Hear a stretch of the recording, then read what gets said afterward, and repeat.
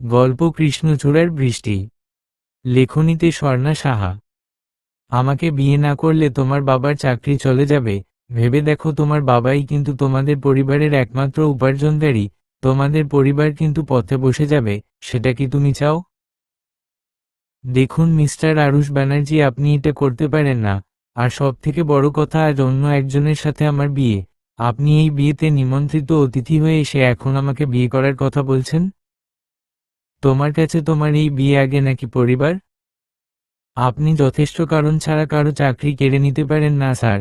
আর আমি সিউর আমার বাবার মতো একজন দক্ষ লোকের চাকরি কেড়ে নেওয়ার জন্য আপনার কাছে কোনো যথেষ্ট কারণ নেই। আমি আপনাকে বিয়ে করতে চাই না জন্য আপনি আমার বাবার চাকরি কেড়ে নেবেন, এটা চাকরি কেড়ে নেওয়ার কোনো উপযুক্ত কারণ হতে পারে বলে আমি মনে করি না। মিস, তুমি বোধহয় ভুলে যাচ্ছ আমি তোমার বাবার বশ হই, তাই চাকরি কেড়ে নেওয়ার জন্য একটা কারণ বের করা আমার কাছে মিনিটের ব্যাপার। আপনি আমাকে কেন বিয়ে করতে চাইছেন? বিয়েটা কোনো ছেলেখেলা নয়। আমি একজনকে ভালোবাসি আর তার সাথেই আজ আমার বিয়ে হচ্ছে। আমি আপনাকে বিয়ে করতে পারবো না। তুমি নিজের পরিবারের কথা না ভেবে তোমার ভালোবাসার মানুষের সাথে বিয়ের স্বপ্ন দেখছো? এটা আমি তোমার কাছে আশা করিনি। তুমি ভুলে যেও না যে তোমার একটা ছোট বোন আছে, ওকেও কিন্তু মানুষ করতে হবে। অস্মিতা আরুষের পুরো কথা না শুনেই চলে যেতে নেয়। তখনই আরুষ পেছনে থেকে জোরে জোরে বলে ওঠে, মিস অস্মিতা বিশ্বাস, তোমার বাবা তোমার বিয়ের জন্য অফিস থেকে টাকা লোন নিয়েছিল। আমি যদি এখনই সেই টাকা ফেরত দেওয়ার জন্য জোর দেই, কি করবে তখন তুমি? একদিনের মধ্যে অতগুলো টাকা জোগাড় করা কিন্তু খুব কঠিন হবে। আমি তোমাকে সন্ধ্যা অবধি সময় দিচ্ছি, ভেবে দেখো আমায় বিয়ে করবে কিনা। এখন আমি আসছি, তোমার উত্তরের জন্য অপেক্ষা করব। বাই। আরুষ চলে গেল। অস্মিতা আরুষের কথা শুনে অবাক হয়ে গেল। অস্মিতা মনে মনে বলল, বাবা অফিস থেকে লোন নিয়েছে? না, এটা কিভাবে সম্ভব? বাবা তো আমার বিয়ের জন্য যথেষ্ট পরিমাণ টাকা জমিয়েছে, লোন নেওয়ার তো কোনো দরকার নেই। হিসেব তো কিছুতেই মিলছে না। বাবার সাথে কি একবার কথা বলবো? না থাক, বাবা আমাকে কারণটা নাও বলতে পারে। আমি বরং বাবার কলিগ অনুপ আঙ্কেলকে একবার বলে দেখি। অস্মিতা ঘরে গিয়ে ওর বাবার কলিগ অনুপ আঙ্কেলকে ফোন করল। আঙ্কেল, আমার একটা সাহায্য লাগবে। হ্যাঁ বলো, কি সাহায্য দরকার তোমার? আচ্ছা আঙ্কেল, বাবা ওনার অফিস থেকে লোন কেন নিয়েছে? কেন আবার তোমার বিয়ের জন্য? কিন্তু বাবা তো আমার বিয়ের জন্য যথেষ্ট পরিমাণে টাকা জমিয়েছেন, আমি নিজে দেখেছি, তাহলে বাবার লোন নেওয়ার দরকার কেন পড়ল? তুমি জানো না? কি জানবো আঙ্কেল? তোমার বাবা তো ওই টাকা তোমার বিয়ের যৌতুক দেওয়ার জন্য নিয়েছে। কিন্তু ওদের ফ্যামিলি থেকে তো কেউ যৌতুক চায়নি তাহলে? ফ্যামিলি না, তোমার হবু বর নিজে তোমার বাবার অফিসে এসে যৌতুকের কথা বলে গেছে। অনুপ আঙ্কেলের কথা শুনে আমার পায়ের তলার মাটি সরে গেল। এতদিন দেখে ভালোবেসে আসলাম, সে যৌতুক নিয়ে আমাকে বিয়ে করছে।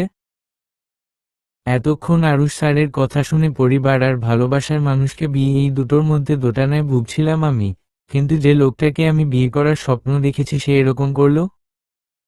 আর যৌতুক নেওয়াও তো আইনত দণ্ডনীয় অপরাধ, তবুও তারা যৌতুক নিতে চাইল। না, আমার কাছে আমার পরিবারই আগে। আমার পরিবারকে বাঁচাতে হলে যদি আমায় আরুষ স্যারকে বিয়ে করতে হয় আমি তাই করব। কিন্তু তার আগে আমি আহিরের সাথে একবার কথা বলবো, ও কেন এমন করল। আরুষ কারের সিটে হেলান দিয়ে চোখ বন্ধ করে আছে। অস্মিতার সাথে আরুষের প্রথম দেখার কথা মনে পড়ল ওর। এপ্রিল মাস, রাত 8:00 নাগাদ প্রচণ্ড বাতাস উঠেছে, আকাশ হালকা মেঘলা। বেকনিতে দাঁড়িয়ে কফি খাচ্ছিল আরুষ। রাস্তার ধারের কৃষ্ণচূড়া গাছ থেকে কৃষ্ণচূড়া ফুল ঝরে পড়ছে। এক তরুণী হঠাৎ করে এসে কৃষ্ণচূড়ার গাছটার নিচে এসে দাঁড়ালো। রাস্তার ল্যাম্পপোস্টের আলোয় তরুণীকে দেখা যাচ্ছে, কোমর পর্যন্ত খোলা চুলে হাত মেলে দিয়ে সে কৃষ্ণচূড়ার ঝরে পড়া উপভোগ করছে, যেন কৃষ্ণচূড়ার বৃষ্টি উপভোগ করছে। আরুষ প্রাণভরে দেখছে তরুণীটিকে। মেয়েটি কিছুক্ষণ কৃষ্ণচূড়ার বৃষ্টি উপভোগ করে কতগুলো কৃষ্ণচূড়া কুড়িয়ে নিল। এর মধ্যেই বৃষ্টি নামা শুরু হলো। আরুষদের সামনের বাড়িটার গেটের নিচে মেয়েটি দাঁড়ালো। গেটের উপরের সাদা লাইটে মেয়েটির মুখ হালকা দেখা গেল। আরুষ ভালোমতো মেয়েটিকে দেখতে পাচ্ছিল না বলে মেয়েটির মুখে লাইট ধরল। মেয়েটি লাইটের আলোয় বিরক্ত হয়ে উপরে তাকালো। এইবার মেয়েটার মুখ ভালো করে বোঝা গেল। উজ্জ্বল শ্যামলা গায়ের রং, মুখটায় বিরক্তির ছাপ। মনে হচ্ছে বৃষ্টি নেমে যাওয়ায় মেয়েটির অনেক ক্ষতি হয়ে গেল। কিছুক্ষণ পর বৃষ্টি থামলে মেয়েটি চলে গেল। আরুষ মেয়েটির না যাওয়া অবধি ওইভাবেই তাকিয়েছিল। মেয়েটি একেবারে চলে যাওয়ার পর আরুষের ধ্যান ভাঙল। আরুষ মনে মনে বলল, ইস, চলে গেল, কি মায়াবী চেহারা। আরুষ গিয়ে অফিসের কাজ নিয়ে বসল, কিন্তু না কিছুতেই আরুষ কাজ করতে পারছে না। বারবার মেয়েটার মুখটা মনে পড়ছে। আরুষ বুকের বা পাশে হাত দিয়ে বলেই ফেলল, দেখা দিয়ে চলে কেন গেলে নারী, কেন ভাবলে না একটিবার এই বেচারার কথা। না এখন করিতে পারি কাজ, তোমাকে খুঁজতে যে বড্ড লাজ। আরুষ এইবার বিরক্ত হয়ে মাথায় চাপড় মেরে বলল, উফ আরুষ, তুই খুব বাজে কবিতা বলিস, এভাবে তুই সাহিত্যের অপমান করতে পারিস না। আরুষ ওদের প্রথম দেখার কথা ভাবতে ভাবতে নিজের অজান্তেই হেসে ফেলল। আরুষের ড্রাইভার ওকে এভাবে হাসতে দেখে উদ্বিগ্ন হয়ে বলল, আরুষ বাবা, তুমি এইভাবে কোনো কারণ ছাড়া নিজে নিজে হাসো কেন? এটা কিন্তু পাগলামির লক্ষণ। তুমি কি অসুস্থ হয়ে গেলে নাকি? আরুষদের ড্রাইভার শিবু অনেক বছর ধরে আরুষদের বাড়িতে গাড়ি চালায়। আরুষ ছোট থেকেই এনাকে দেখছে। আরুষ শিবু কাকা বলে ডাকে। শিবু কাকাও যেমন আরুষকে খুব ভালোবাসে, তেমনি আরুষও শিবু কাকাকে খুব সম্মান করে।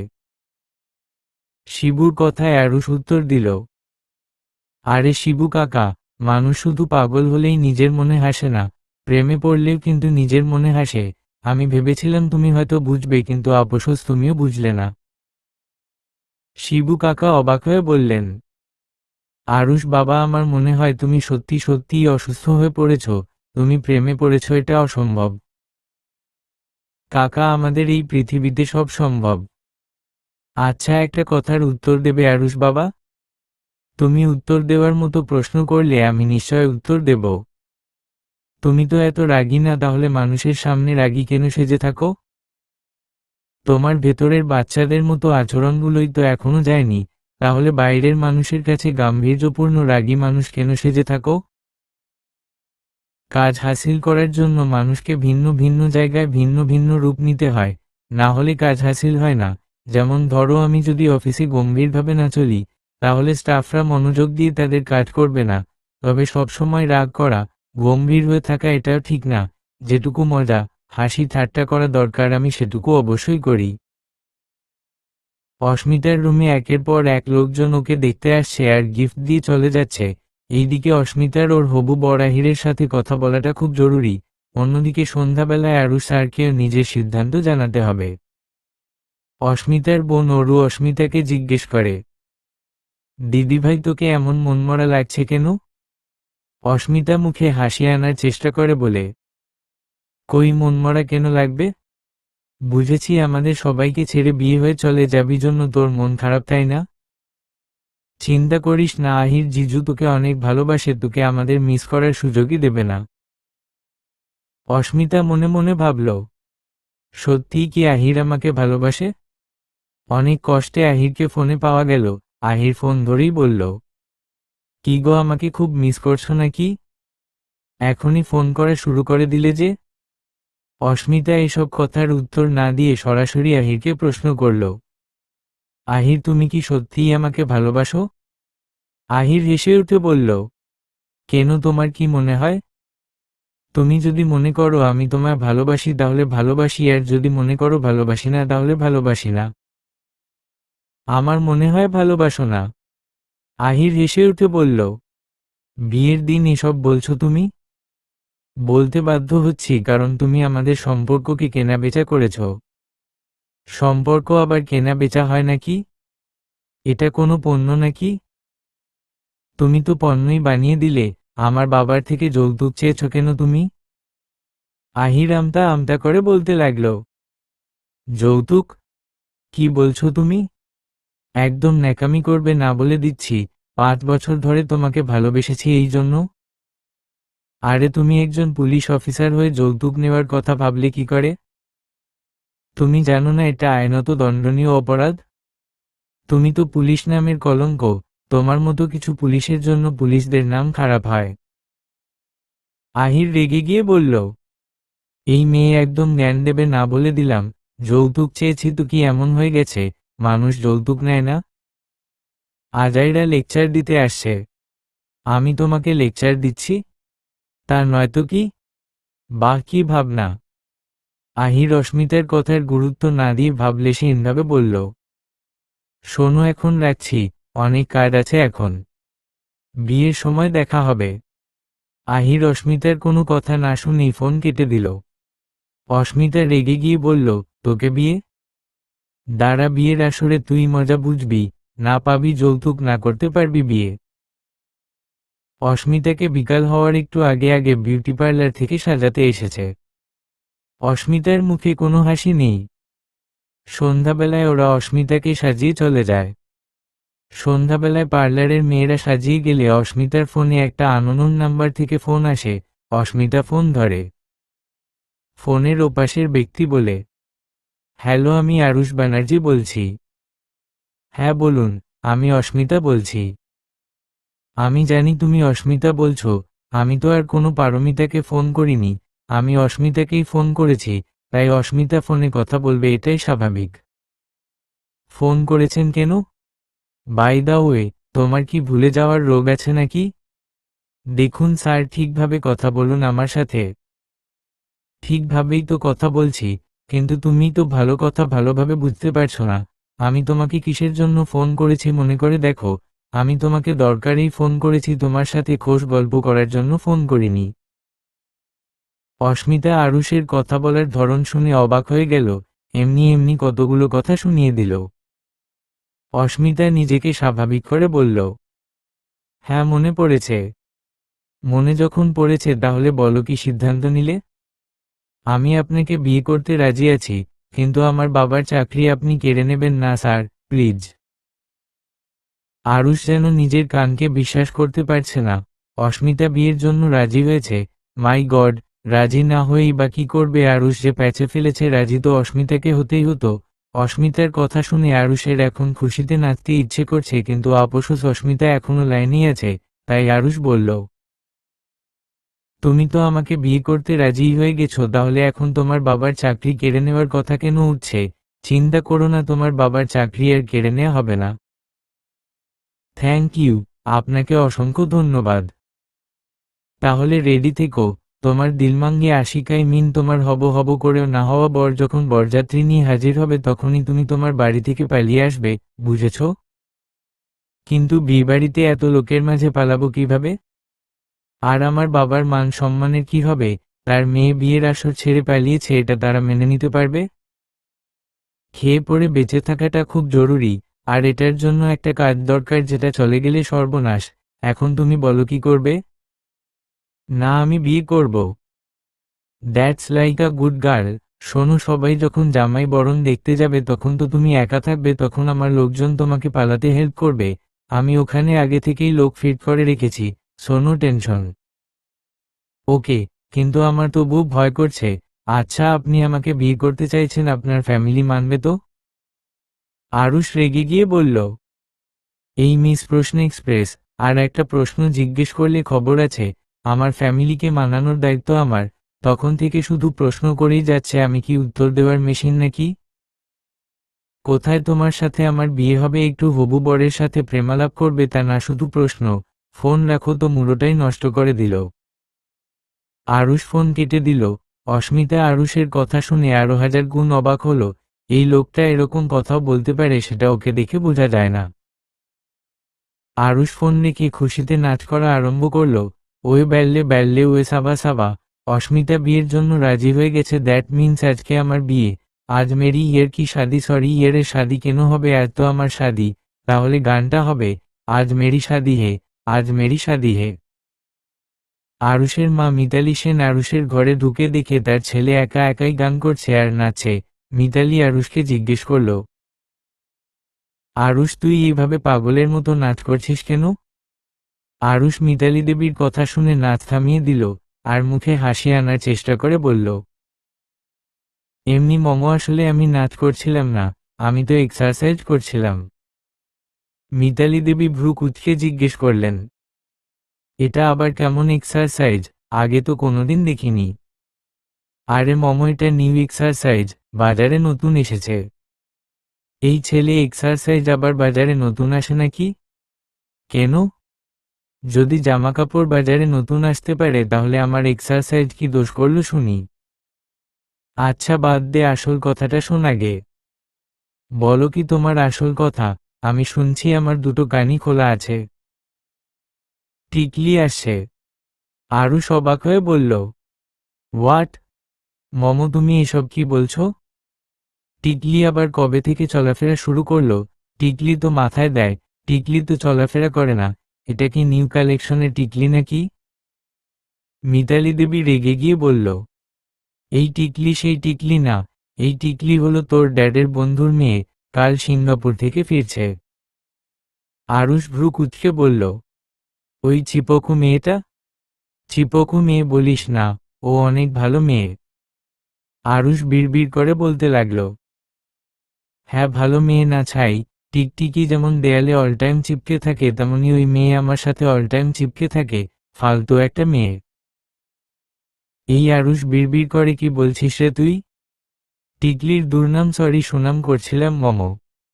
আচ্ছা বুঝলাম, আমি আসছি এখন।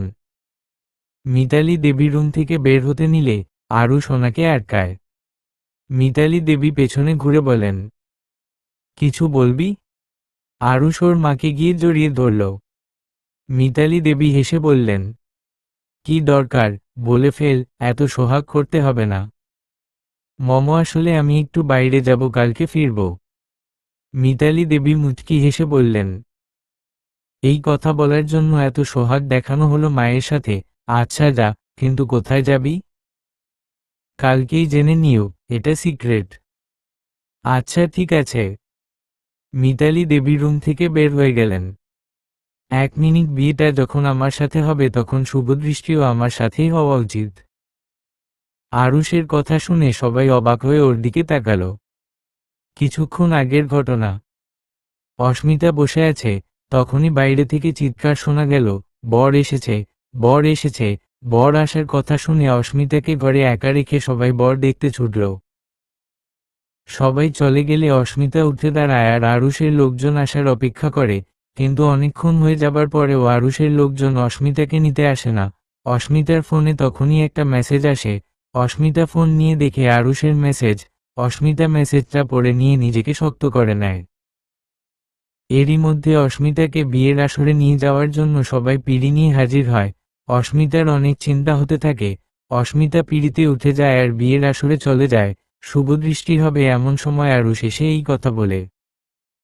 বর্তমানে আরুষের কথা শুনে অস্মিতার বাবা জয়ন্তবাবু আরুষের কাছে এগিয়ে যায় আর জিজ্ঞেস করে, স্যার আপনি এসব কি বলছেন?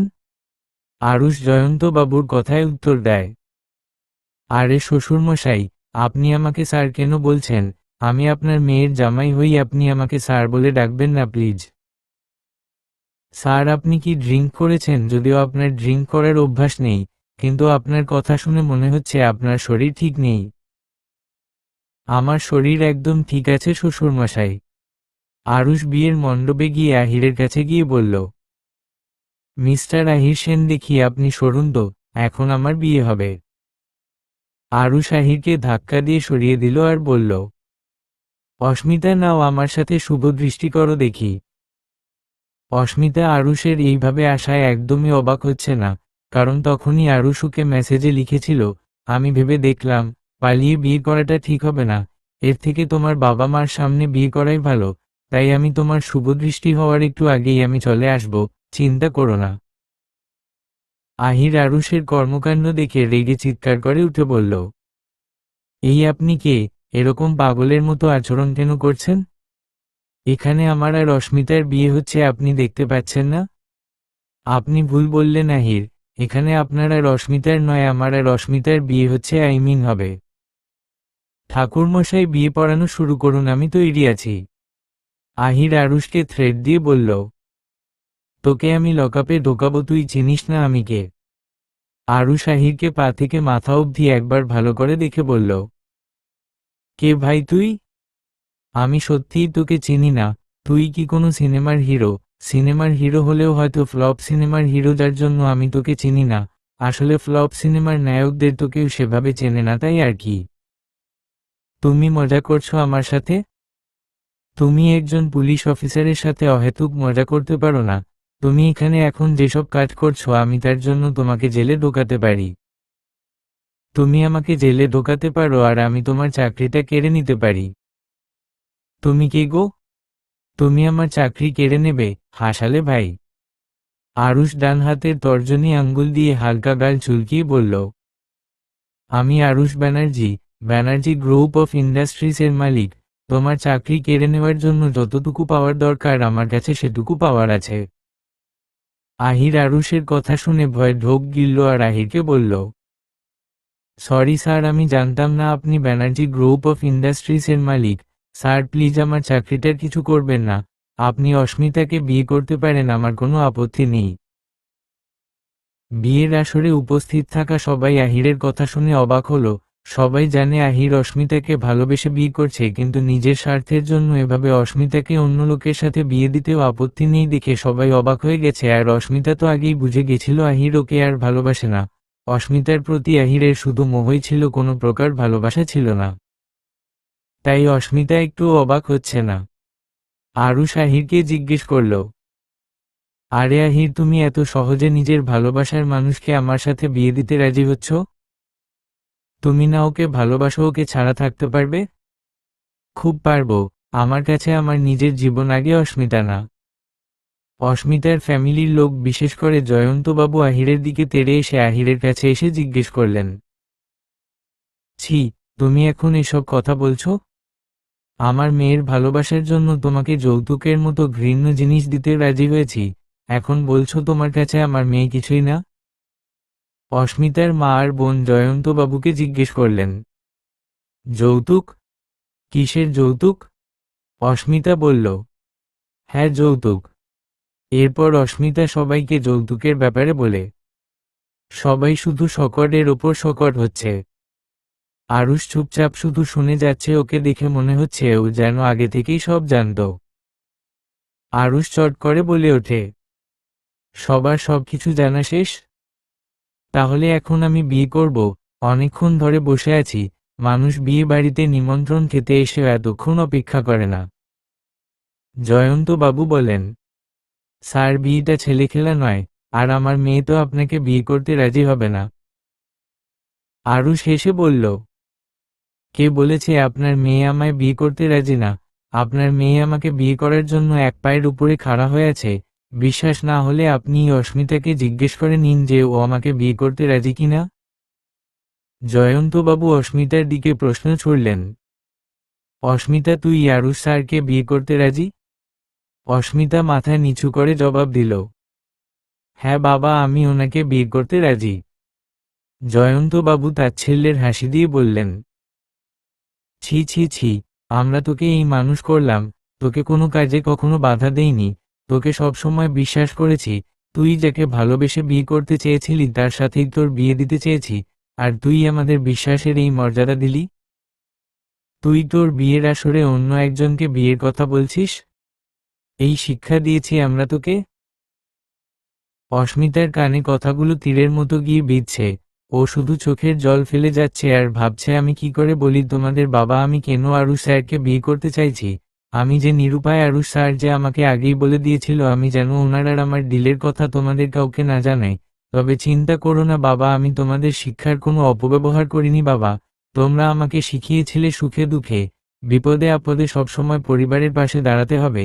আমিও তাই করছি তোমাদের বিপদে, আমার পরিবারের বিপদে আমি পাশে দাঁড়িয়েছি। আরুষ জাস্ট এবার রেগে গিয়ে বলল, হোয়াট ইয়ার? কি হচ্ছে এখানে? হ্যাঁ, তোমাদের ফ্যামিলি ড্রামাটা প্লিজ এবার বন্ধ করো।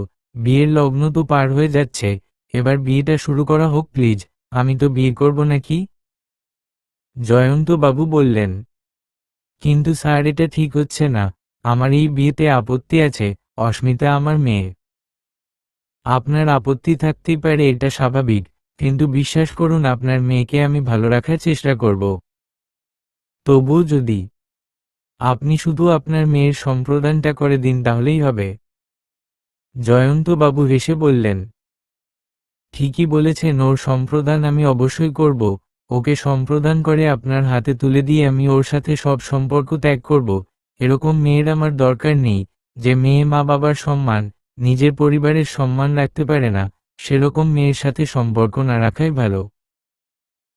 অস্মিতা জয়ন্তবাবুর কথা শুনে হাউমাউ করে কেঁদে উঠে বলল, বাবা, প্লিজ এমন কথা বলো না, আমাকে এইভাবে শাস্তি দিও না। অস্মিতা ওর মা রীনা দেবীর কাছে গিয়ে ওনার হাত ধরে বলল, মা বাবাকে বোঝাও না, বাবা যেন নিজের বলা কথা ফিরিয়ে নেয়। রীনা দেবী অস্মিতার হাত একে ঝটকায় ছেড়ে দিয়ে বলল, কেন বলবো আমি তোর বাবাকে এই কথা? তোর বাবা তো কোনো ভুল কথা বলেনি। তোর বাবা যা বলেছে তা একদম সঠিক কথা। তোর মতো মেয়ের সাথে সম্পর্ক রাখাও পাপ। অস্মিতা ওর মায়ের কথা শুনে অবাক হলো, তারপর চোখের জল মুছে বলল, আমার সাথে সম্পর্ক রাখা পাপ? ঠিক আছে, তাহলে তোমরা আর আমার সাথে সম্পর্ক রেখো না। আমি চাই না আমার জন্য কেউ পাপের ভাগী হোক। তবে একদিন তোমরা সব সত্যি জানবে, আর সেদিন তোমরা আমার কাছে আসবে। সেদিন বুঝতে পারবে আমার কোনো ভুল ছিল না। অস্মিতার মা বাবা আর বোন অস্মিতার এই কথায় একটু অবাক হলো, কিন্তু কিছু বলল না। অস্মিতা আরুষকে ডাক দিয়ে বলল, স্যার, বিয়ে শুরু করতে বলুন, আমি তৈরি। এরপর অস্মিতা আর আরুষের বিয়ে শুরু হলো। প্রথমে শুভদৃষ্টি, এরপর একে একে মালাবদল, সম্প্রদান জয়ন্তবাবুই করলেন। একে একে গাঁটছড়া বাঁধা, 7 পাকে বাঁধা ইত্যাদি সব নিয়ম হলো। এখন এলো সিঁদুর পরানোর পালা। আরুষ সিঁদুরের কাঁটা নিয়ে অস্মিতার সিঁথিতে পরিয়ে দিল। অস্মিতার চোখ দিয়ে জল গড়িয়ে পড়ল। আর আরুষ আজ তার সেই মায়াবী নারীকে নিজের করে পেল। বিবাহ সম্পূর্ণ হল। বর কনে ঘরে উঠল, তারপর যেসব নিয়ম থাকে সেসব নিয়ম পালন করল। বলে রাখা ভালো, আহিরের ফ্যামিলি আর বরযাত্রীরা আরুষ আর অস্মিতার বিয়ে শুরু হওয়ার সময়ই চলে গেছিল। আহিরের ফ্যামিলির লোকজন চলে যাওয়ার সময় কোনো কথা বলেনি, বলবেই বা করে? ওদের কোনো বলার কোনো মুখ ছিল নাকি? দোষ কি ওদেরও কম ছিল নাকি? তবে বরযাত্রীর মধ্যে অনেকেই অনেক কথা বলেছে, আর অস্মিতার পাড়ার লোকজন অস্মিতাকেই বেশি দোষ দিয়েছে। এখন কনে বিদায়ের পালা। অস্মিতার কাছে এসে কেউ কান্না করেনি, ওর মা বাবা আড়ালেই কেঁদেছে। অস্মিতার বোন একটু যা অস্মিতার সামনে কেঁদেছে। জয়ন্তবাবু আর রীনা দেবী অস্মিতার সামনে স্বাভাবিক ছিল। আরুষ আর অস্মিতা গাড়িতে উঠে গেল। গাড়ি চলতে শুরু করলে অস্মিতা কান্না শুরু করে দিল। আরুষ অস্মিতাকে কাঁদতে দেখে একটু কষ্ট পেল, কিন্তু নিজেকে স্বাভাবিক করে বলল, এই বাচ্চাদের মতো ফ্যাট ফ্যাট করে কাঁদছ কেন তুমি? তোমার কান্না দেখে মনে হচ্ছে তোমার থেকে কেউ তোমার চকলেট কেড়ে নিয়েছে, এই জন্য তুমি ভ্যাভ্যা করে কাঁদছ। অস্মিতা রাগী চোখে আরুষের দিকে তাকালো, এরপর বলল, আপনি একটু চুপ থাকবেন প্লিজ? আপনার সব কথাই তো আমি শুনেছি, আমাকে এখন একটু অন্তত আমার মতো করে থাকতে দিন। আরুষ আর কিছু বলল না, ও চুপ করে গেল। গাড়ি চলতে চলতে আরুষদের বাড়িতে এসে একসময় থেমে গেল। আরুষ অস্মিতাকে বলল, অস্মিতা, গাড়ি থেকে নামো, আমরা বাড়িতে এসে গেছি। অস্মিতা গাড়ি থেকে নেমে পড়ল। অস্মিতার খুব ভয় করছে। ও ভাবছে আরুষদের ফ্যামিলি কি ওর আর আরুষের বিয়ের কথা জানে? যদি অস্মিতাকে আরুষের ফ্যামিলি মেনে না নেয় তখন কি হবে? অস্মিতা এসব ভাবতে ভাবতে আরুষদের গেটের সামনে পৌঁছে গেল। আরুষ চিৎকার করে ওর মাকে ডাকতে লাগলো, আর বলতে শুরু করল, মমো, কোথায় তুমি? তোমাকে বলেছিলাম না সকালে তোমায় আমি সারপ্রাইজ দেব? দেখে যাও তোমার সারপ্রাইজ, তাড়াতাড়ি নিচে নেমে এসো। ও মমো। মিতালি দেবী আরুষের চিৎকার শুনে নিচে নামতে নামতে বলল, কি এমন সারপ্রাইজ দেখাবি যে এইভাবে গলা ফাটিয়ে চিৎকার করা শুরু করে দিয়েছিস? মিতালি দেবী নিচে নামতেই অস্মিতাকে ওনার চোখে পড়ে। উনি এরপর আরুষের দিকে তাকায়। দুজনকেই মিতালি দেবী বিয়ের পোশাকে দেখে অবাক হন। অস্মিতার সিঁথিতে সিঁদুর, হাতে শাখা পলা, পরনে বেনারসি, আর এইদিকে আরুষের পরনে বিয়ের শেরওয়ানি দেখে মিতালি দেবী অবাক হয়ে আরুষকে প্রশ্ন করেন, কে এই মেয়েটা, আর তোদের এমন পোশাক কেন? আরুষ মুচকি হেসে বলল, মা, এটাই তোমার সারপ্রাইজ। ও অস্মিতা, তোমার ছেলের বউ। মিতালি দেবী অবাক হয়ে বললেন, বিয়ে করেছিস তুই আরুষ? এরই মধ্যে আরুষের বাবাও ভেতর থেকে বের হয়ে এলো। উনি অস্মিতাকে দেখে বললেন, আরে তুমি আমাদের অফিসের সিনিয়র স্টাফ জয়ন্তর মেয়ে না? অস্মিতা মাথা নেড়ে সম্মতি জানালো। মিতালি দেবী আরুষকে জিজ্ঞেস করলেন, আরুষ, তুই আমাদের অফিসের একজন স্টাফের মেয়েকে বিয়ে করেছিস? সিরিয়াসলি? তুমি ঠিক কি বলতে চাইছো মামু? আমি কি বলতে চাইছি তুই সত্যিই বুঝতে পারছিস না? তুই আমাদের স্টাফের মেয়েকে বিয়ে করেছিস, এটা কোনো কথা? ও কি আমাদের মাপের? আরুষ অবাক হয়ে বলল, মমো তুমি এসব কি বলছো? এটা কেমন কথা? ও আমাদের অফিসের স্টাফের মেয়ের জন্য আমি ওকে বিয়ে করতে পারবো না, এটা কোন আইনে লেখা আছে মমো? আরুষের বাবা আদিত্য ব্যানার্জি ওনার স্ত্রী মিতালি দেবীর কথা শুনে বললেন, তুমি এসব কি বলছো? তুমি সব কিছু ভেবে বলছো তো, নাকি যা মুখে আসছে তাই বলে যাচ্ছ? আর তুমি মেয়েটার সামনে দাঁড়িয়ে এসব কথা কিভাবে বলতে পারো? তুমি একবারের জন্য ভাবলে না তোমার কথায় ওর কতটা খারাপ লাগতে পারে? অস্মিতা মাথা নিচু করে ওনাদের কথা শুনে যাচ্ছে আর ভাবছে হয়তো এমনটাই হওয়ার কথা ছিল। মিতালি দেবী আদিত্যবাবুর কথার উত্তরে বললেন, অন্য কারো ভালো লাগবে না বলে যে আমি আমার মতো প্রকাশ করতে পারবো না, এর তো কোনো মানে নেই, তাই না? আরুষ মিতালি দেবীকে বলল, মম, তুমি তো এরকম ছিলে না।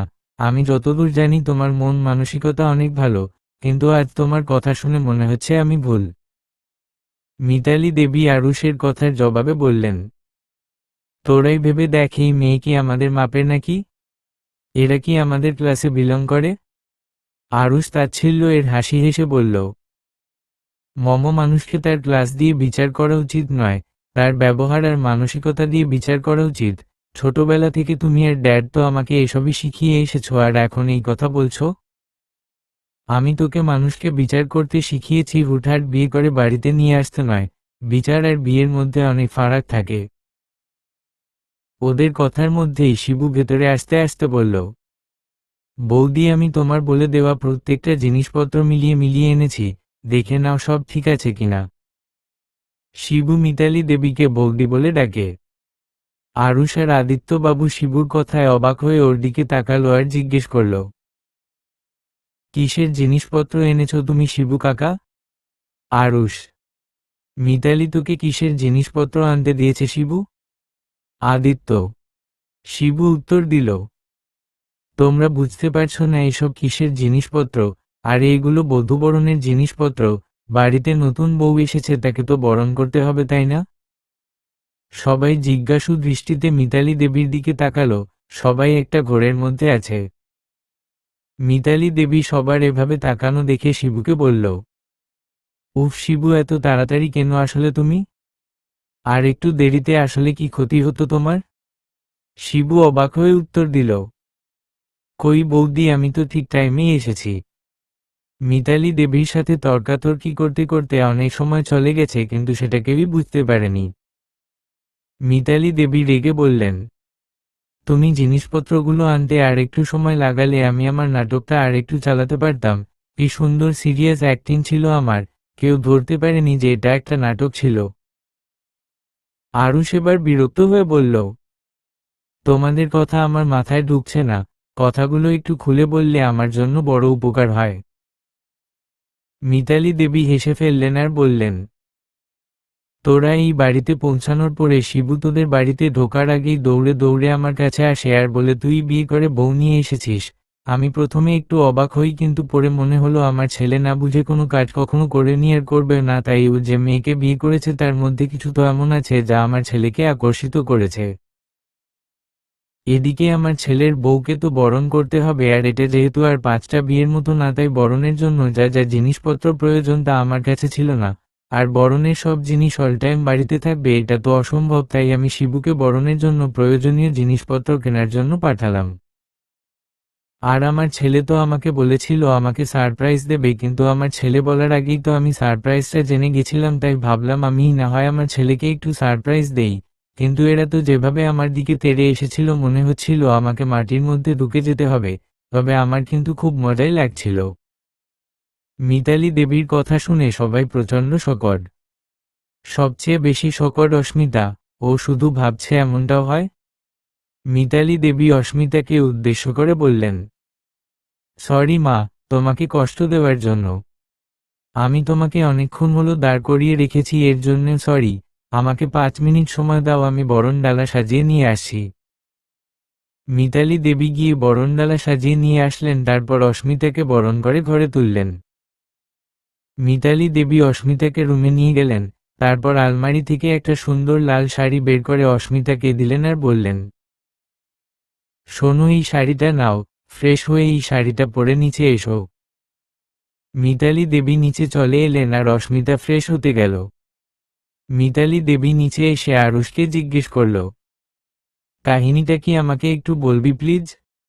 আরুষ একটা রহস্যময় হাসি দিয়ে বলল, শুধু জেনে রাখো অস্মিতাই আমার সেই মায়াবী নারী, আর অস্মিতার বিয়েটা যে আমার সাথেই হবে এটা আগে থেকেই প্ল্যান করা ছিল, আর বাকিটা ড্যাডের থেকে জেনে নিও, উনি সব জানে। মিতালি দেবী ভ্রু কুঁচকে বললেন, এটাই সেই মেয়ে? বাবা, আমার ছেলের ইচ্ছেটা তাহলে পূরণ হলো। মম। মিতালি দেবী দাঁত কটমট করে বলল, আর তোর ড্যাডের থেকে আমি তোদের প্ল্যানের সবকিছু জেনে নেব, আর আমাকে প্ল্যানিংয়ে না রাখার ফলটাও বোঝাবো। আদিত্যবাবু মিতালি দেবীর কথা শুনে বিষম খেলেন। অস্মিতা ফ্রেশ হয়ে মিতালি দেবীর দেওয়া লাল শাড়িটা পরে নিল। আরুষ নিজেও ফ্রেশ হয়ে এসে ড্রয়িং রুমে বসে গল্প করছিল। গল্প করতে করতেই আরুষের চোখ যায় সিঁড়ির দিকে। অস্মিতা মাথায় ঘোমটা দিতে দিতে সিঁড়ি দিয়ে নামছে। অস্মিতার পরনে লাল শাড়ি, মাথায় মোটা করে সিঁদুর দেওয়া, কপালে লাল টিপ। আরুষ এক ধ্যানে অস্মিতার দিকে তাকিয়ে আছে। আদিত্যবাবু আরুষকে এভাবে এক ধ্যানে অস্মিতার দিকে তাকিয়ে থাকতে দেখে আরুষের কানের কাছে গিয়ে বললেন, আরুষ, অস্মিতা তো এখন তোরই বউ, ওকে একসময় তোর সামনে বসিয়ে নিয়ে প্রাণ ভরে দেখিস কেমন? এখন একটু তো লাজ শরম কর, অন্তত নিজের বাবা মার সামনে। আরুষ আদিত্যবাবুর কথায় একটু লজ্জা পেল, কিন্তু পরক্ষণেই আবার আদিত্যবাবুকে উদ্দেশ্য করে বলল, কিন্তু ড্যাড, তুমি যেভাবে কথাগুলো বললে সেটা কিন্তু বাবার মতো শোনাচ্ছে না। তাহলে আমি কেন তোমার সামনে লাজ শরম করব বলো তো? মিতালি দেবী আরুষ আর আদিত্যবাবুকে এভাবে কানে কানে কথা বলতে দেখে ভ্রু কুঁচকে বললেন, বাপ ছেলেতে মিলে আবার কি গুজর গুজর ফুসুর ফুসুর করছো শুনি? এবার আমাকে ছাড়া কোনো প্ল্যান করলে খবর আছে তোমাদের, এই আমি বলে দিলাম হুহু। আদিত্যবাবু মিতালি দেবীকে বললেন, আমি আর আরুষ কি শুধু প্ল্যানই করে বেড়াই নাকি? আমাদের বাপ ছেলের কি কোনো কথা থাকতে পারে না নাকি? মিতালি দেবী মুখ ভেঙচিয়ে বললেন, এত কথা কেন থাকবে শুনি?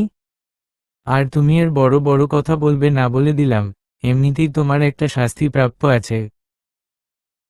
আরুষ জানে এখন মিতালি দেবী আর আদিত্যবাবু ঝগড়া শুরু করে দেবে, তাই আরুষ প্রসঙ্গ পাল্টানোর জন্য মিতালি দেবীকে উদ্দেশ্য করে বলল, মম, তুমি যাই বলো না কেন তোমার বধূ বরণের সময়কার অ্যাক্টিংটা কিন্তু জোশ ছিল। আমরা তো বুঝতেই পারিনি ওটা অ্যাক্টিং ছিল। মম, তুমি অভিনয় জগতে গেলে না কেন বলো তো? তুমি কিন্তু খুব নাম করতে পারতে মম। মিতালি দেবী আপোষস করে বলল, ঠিকই বলেছিস বাবা, অভিনয় জগতে গেলেই ভালো করতাম। তোর বাবার মতো একটা বদ লোক তো আমার কপালে জুটত না। অস্মিতা মিতালি দেবীর কথা শুনে হেসে ফেলল। আদিত্যবাবু একটু গলা ঝেড়ে মিতালি দেবীকে বললেন, মিতালি, কি হচ্ছে তা কি? নতুন বৌমার সামনে প্রেস্টিজ পাংচার করে ছাড়বে নাকি? চুপ করো। মিতালি দেবী চুপ করে গেলেন, তারপর অস্মিতার সাথে গিয়ে সব স্ত্রীচার পালন করলেন। তারপর অস্মিতা আর আরুষকে পাশাপাশি বসিয়ে আশীর্বাদ করলেন আর বললেন, অস্মিতা মা, তোমার কাছে আবার ক্ষমা চেয়ে নিচ্ছি আমার ওইসব কথার জন্য, তুমি প্লিজ কিছু মনে করো না।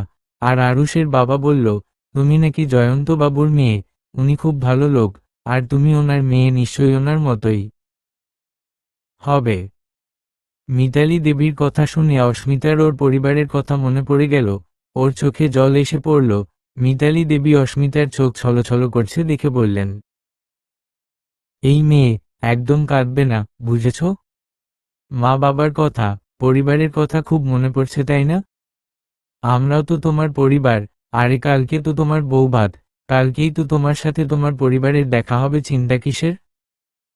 মিতালি দেবী আরুষকে উদ্দেশ্য করে বললেন। আরুষ, জয়ন্তবাবুর ফোন নাম্বারটা দে তো, আমি ওনার সাথে কথা বলবো, কালকের ব্যাপারে কথা আছে। আরুষ মিতালি দেবীর কথা শুনে কাচুমাচু করছে, অস্মিতাও করুণভাবে তাকিয়ে আছে। মিতালি দেবী আরুষকে কাচুমাচু করতে দেখে বললেন, এই রকম কাচুমাচু করছিস কেন? ফোন নাম্বার দিতে বললাম তো তোকে, দে। আরুষ আমতা আমতা করে বলল, আসলে অস্মিতার ফ্যামিলি আমাদের বিয়েটা মেনে নেয়নি। মিতালি দেবী অবাক হয়ে বললেন, হোয়াট? তাহলে তোরা বিয়ে করলি কোথায়? তোরা ওনাদের অনুমতি ছাড়াই বিয়ে করে নিয়েছিস? আমাদের পরিবারে তো এই বিয়ের কথা তোর বাবা আগে থেকে জানতো, পুরো ঘটনাটা আমাকে খুলে বল প্লিজ। আরুষ মিতালি দেবীকে সব বলল, অস্মিতাকে কিভাবে বিয়ের জন্য রাজি করিয়েছে সেটাও আর আহিরের কথাও। মিতালি দেবী সব শুনে অবাক হয়ে গেলেন আর বললেন, আহির ছেলেটা খুব খারাপ করেছে, পুলিশ অফিসার হয়েছ, যৌতুক, আর সব থেকে বড় কথা, ওটা তো ভালোবাসার বিয়ে ছিল, তাহলে যৌতুক? আমার ধারণা আহির অস্মিতাকে কোনোদিন ভালোই বাসেনি, ওটা শুধু একটা ভালো লাগা ছিল। ভালো হয়েছে অস্মিতা মা, তুই আমার ছেলের বউ হয়ে গেছিস। মিতালি দেবী আরুষকে একটু সাইডে নিয়ে গেল, তারপর আরুষকে বলল, এভাবে মেয়েটাকে থ্রেট দিয়ে বিয়ে করলি? আরুষ জবাব দিল, এটা না করলে তো আহিরের মতো ছেলের সাথে ওর বিয়ে হয়ে যেত। আমার যা মনে হয়েছে আমি করেছি, আর আহিরের সত্যিও সামনে এনেছি, আর প্রমাণ করেছি ওর ভালোবাসা মিথ্যা। কিন্তু অস্মিতার পরিবার? এভাবে তো তুই অস্মিতার থেকে ওর পরিবারকে কেড়ে নিলি। তবে ওদের দিক থেকে চিন্তা করে দেখলে ওদের রাগ করাটা যুক্তিগত। একদিনে সব ঠিক হয়ে যাবে দেখো আর আমিই সব ঠিক করব, চিন্তা করো না। কিন্তু আগে আমি অস্মিতার ভালোবাসা জিতে নিতে চাই, তারপর সব হবে। এই তো ভালো ছেলের মতো কথা, এটাই শুনতে চেয়েছিলাম। তবে আমি ওনাদের সাথে কথা বলবো, এটা আমার কর্তব্যের মধ্যে পড়ে। আরুষ আর মিতালি দেবী আবার অস্মিতার কাছে এলো, আর মিতালি দেবী সবাইকে উদ্দেশ্য করে বললেন, শোনো তোমরা, আমি চাই অস্মিতা আর ওর ফ্যামিলির মধ্যে সব ঠিকঠাক হয়ে গেলে তারপর ধুমধাম করে আরুষ আর অস্মিতার রিসেপশন হবে। এটাই আমার ফাইনাল ডিসিশন। সবাই মিতালি দেবীর কথা মেনে নিলেন। জয়ন্তবাবু আর রীনা দেবী সোফায় বসে আছেন। অস্মিতার ছোট বোন অরু ওদেরকে জিজ্ঞেস করল, তোমরা দিদিভাইয়ের সাথে এমন বিহেভ করলে কেন? আর আরুষ স্যার তো দিদিভাইয়ের সম্মান বাঁচিয়েছেন, তাহলে তোমরা আরুষ স্যারের সাথে দিদিভাইয়ের বিয়েটা মেনে নিচ্ছ না কেন? উনি তো আমাদের আর দিদিভাইয়ের ভালোই করেছেন। সরি মা বাবা, তবুও আমি এটা বলতে বাধ্য হচ্ছি, আমার মনে হচ্ছে তোমরা এটা বেশি বাড়াবাড়ি করে ফেলেছ। জয়ন্তবাবু অরুর কথার জবাবে বললেন, তোদের সবার মনে হতে পারে আমাদের দুজনের ব্যবহারটা অতিরঞ্জিত ছিল, কিন্তু মারে আমরা তো বাবা মা, সন্তানের ভালোটা দেখা তো আমাদেরই দায়িত্ব, তাই না? তোর দিদি এতদিন আহিরের সাথে থেকে আহিরকে ঠিক করে চিনতে পারেনি, তাহলে আরুষ স্যারকে না চিনিয়ে বিয়ের জন্য হ্যাঁ বলে দিল। এটা আমার কাছে বেশি খারাপ লেগেছে। এই যুগে মানুষ চেনা খুব কঠিন, যদিও আরুষ স্যারকে আমি চিনি, উনি খারাপ লোক নন, তবুও বাইরেটা দেখে তো আর মানুষকে চেনা যায় না তার ভেতরটা কেমন। এই যুগটাই এমন, সবাই একটা খোলসের মধ্যে থাকে। যেমন দেখ, আহিরকে চিনতেও আমরা ভুল করেছি। আমি ভেবেছিলাম আহির আমার মেয়েকে ভালোবাসে, আর আমার মেয়ে তো আহিরের প্রতি পাগল ছিল, তাই আমি অস্মিতার খুশির জন্য আহিরকে যৌতুক দিতে দ্বিধাবোধ করিনি।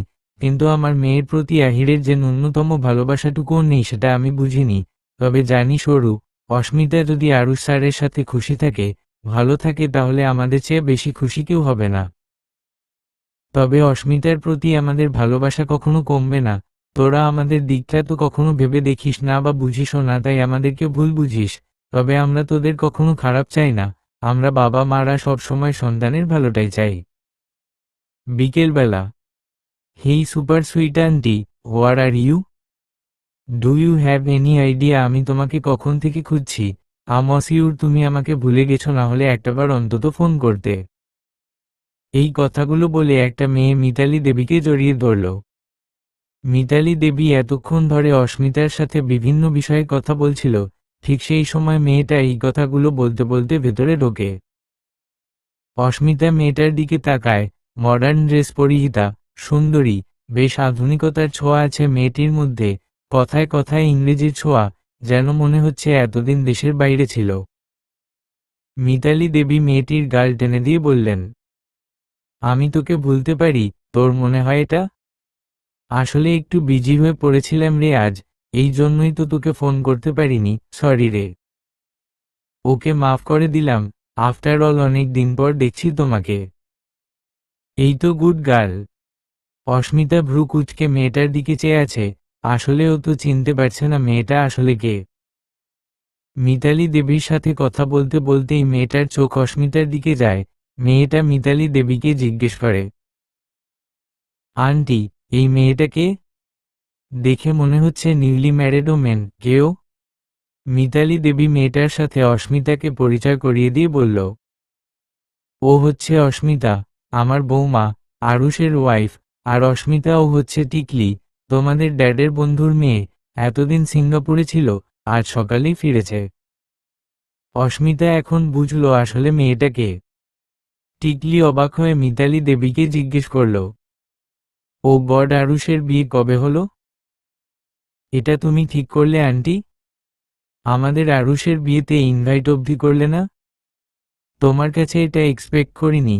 আর সবচেয়ে বড় কথা, তুমি না আগে বলতে আমাকে তোমার ছেলের বউ বানাবে, এখন অন্য কাউকে বানিয়ে দিলে। This is not fair aunty.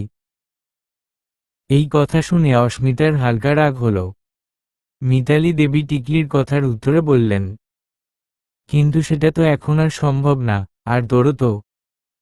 টিকলি মিতালি দেবীর কথা শেষ না হতেই ওনাকে থামিয়ে দিয়ে বলল, ওকে, বুঝতে পেরেছি, এখন বলো তো আরুষ কোথায়? কোথায় আবার রুমে আছে, গিয়ে দেখ।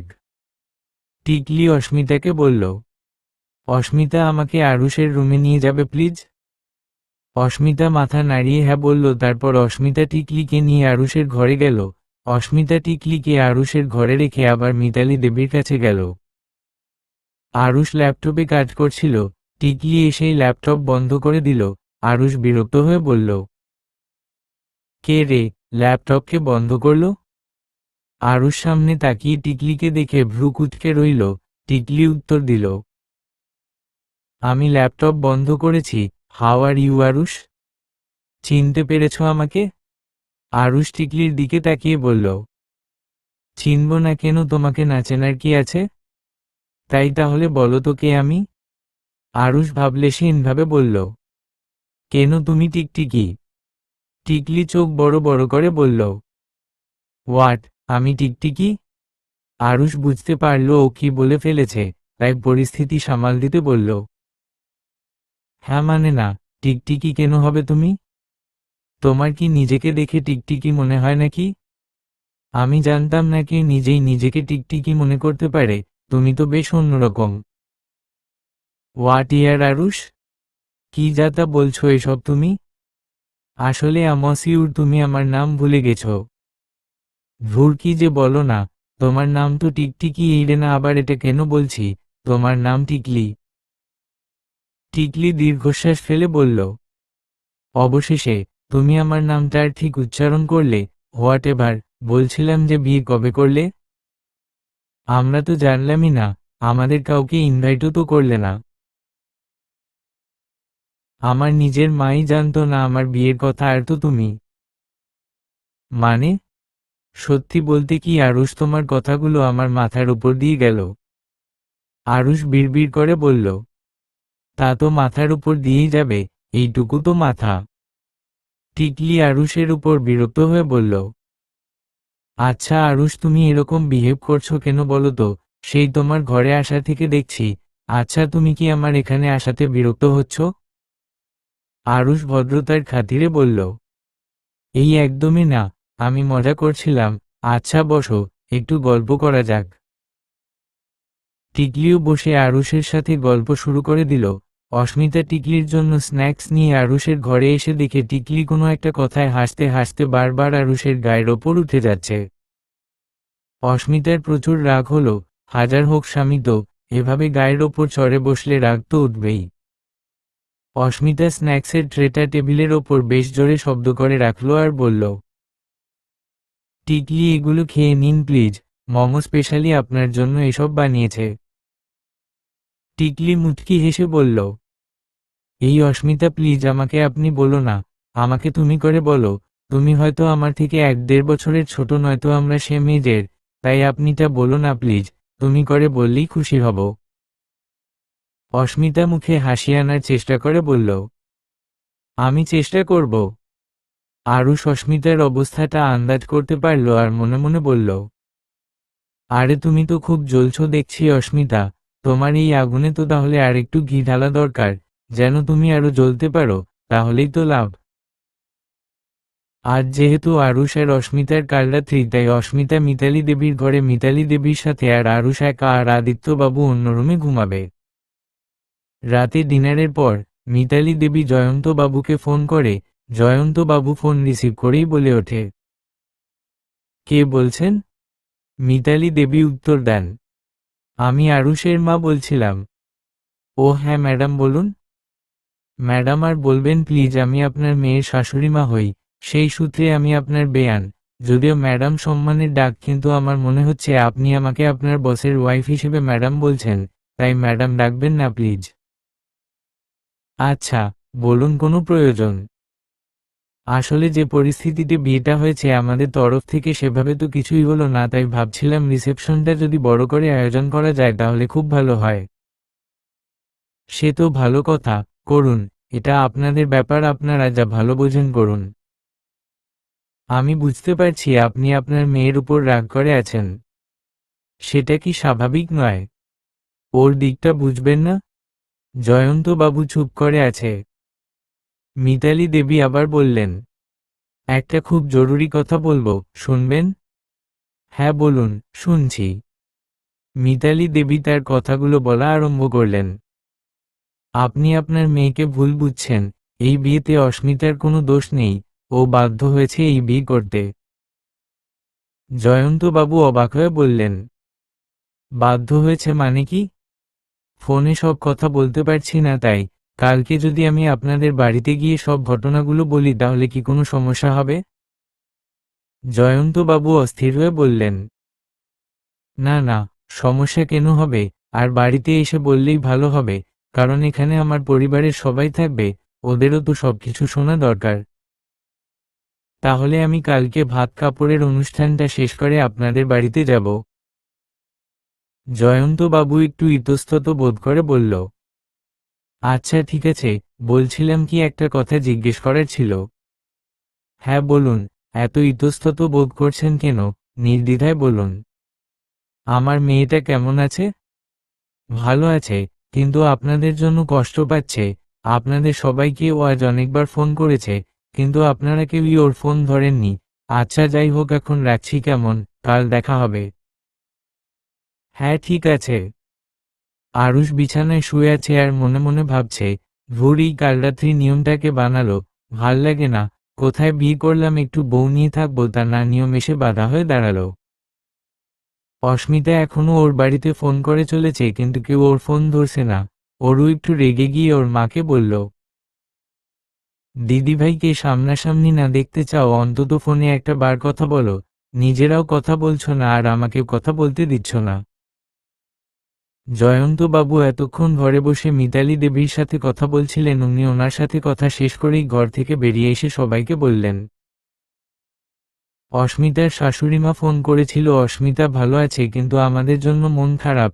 ওর শ্বশুরবাড়িতে সবাই ওকে মেনে নিয়েছেন, আর কালকে ভাত কাপড় অনুষ্ঠান শেষ করে ওর শাশুড়িমা আমাদের বাড়িতে আসবে।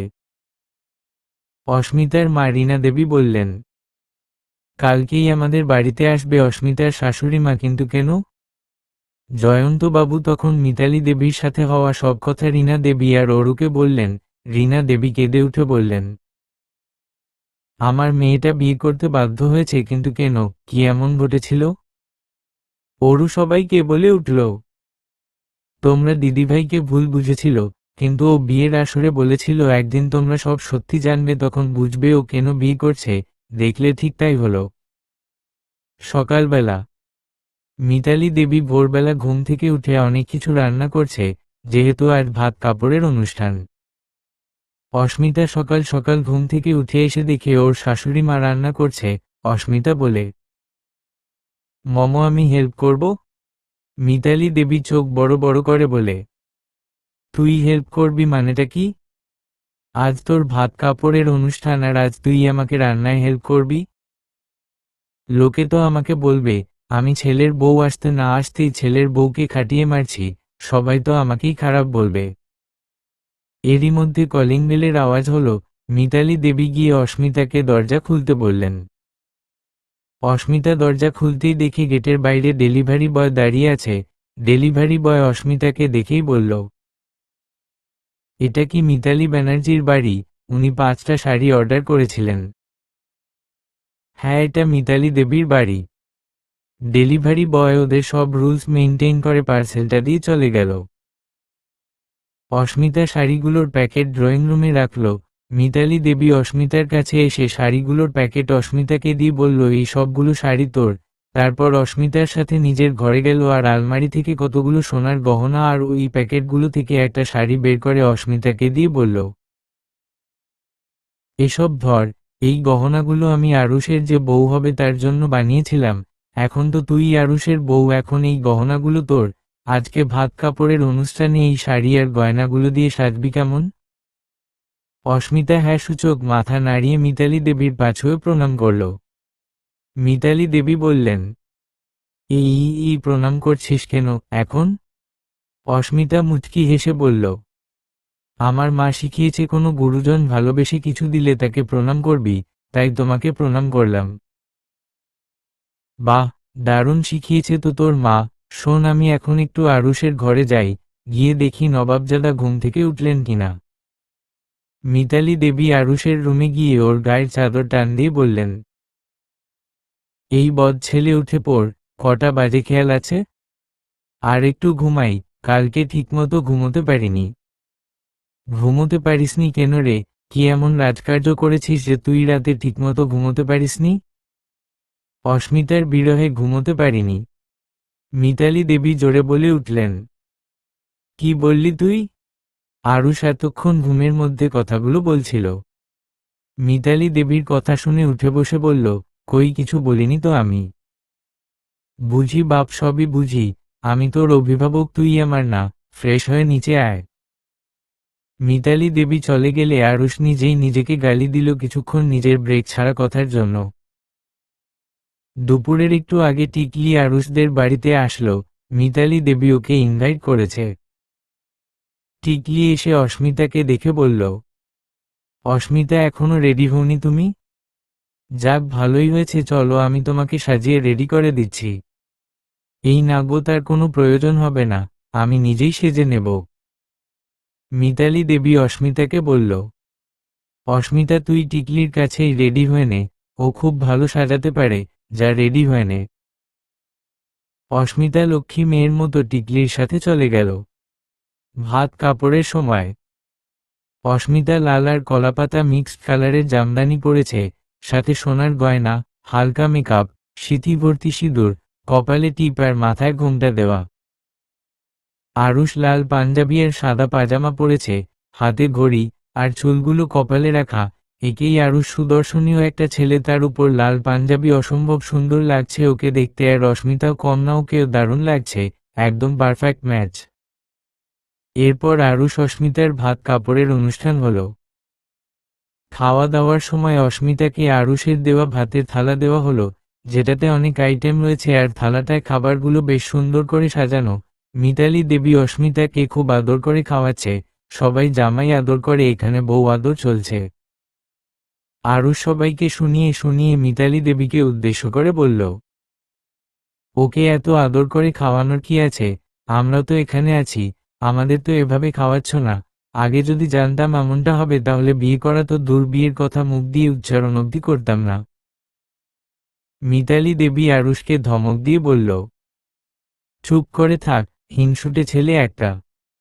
টিকলি এর মধ্যে বলে উঠল, আন্টি তুমি কিন্তু শাশুড়ি হিসেবে দারুণ গো, আমার একটাই দুঃখ থেকে গেল, তোমার মতো শাশুড়ি পেলাম না। এই কথা শুনে অস্মিতার আবার টিকলির ওপর রাগ হলো, কিন্তু ও কিছু প্রকাশ না করে চুপচাপ শুধু খেয়েই যাচ্ছে। ভাত কাপড়ের অনুষ্ঠান আর খাওয়া দাওয়া শেষ করে মিতালি দেবী সবকিছু গুছিয়ে রেখে রুমে গিয়ে রেডি হলেন। তারপর অস্মিতাদের বাড়ির উদ্দেশ্যে রওনা হলেন।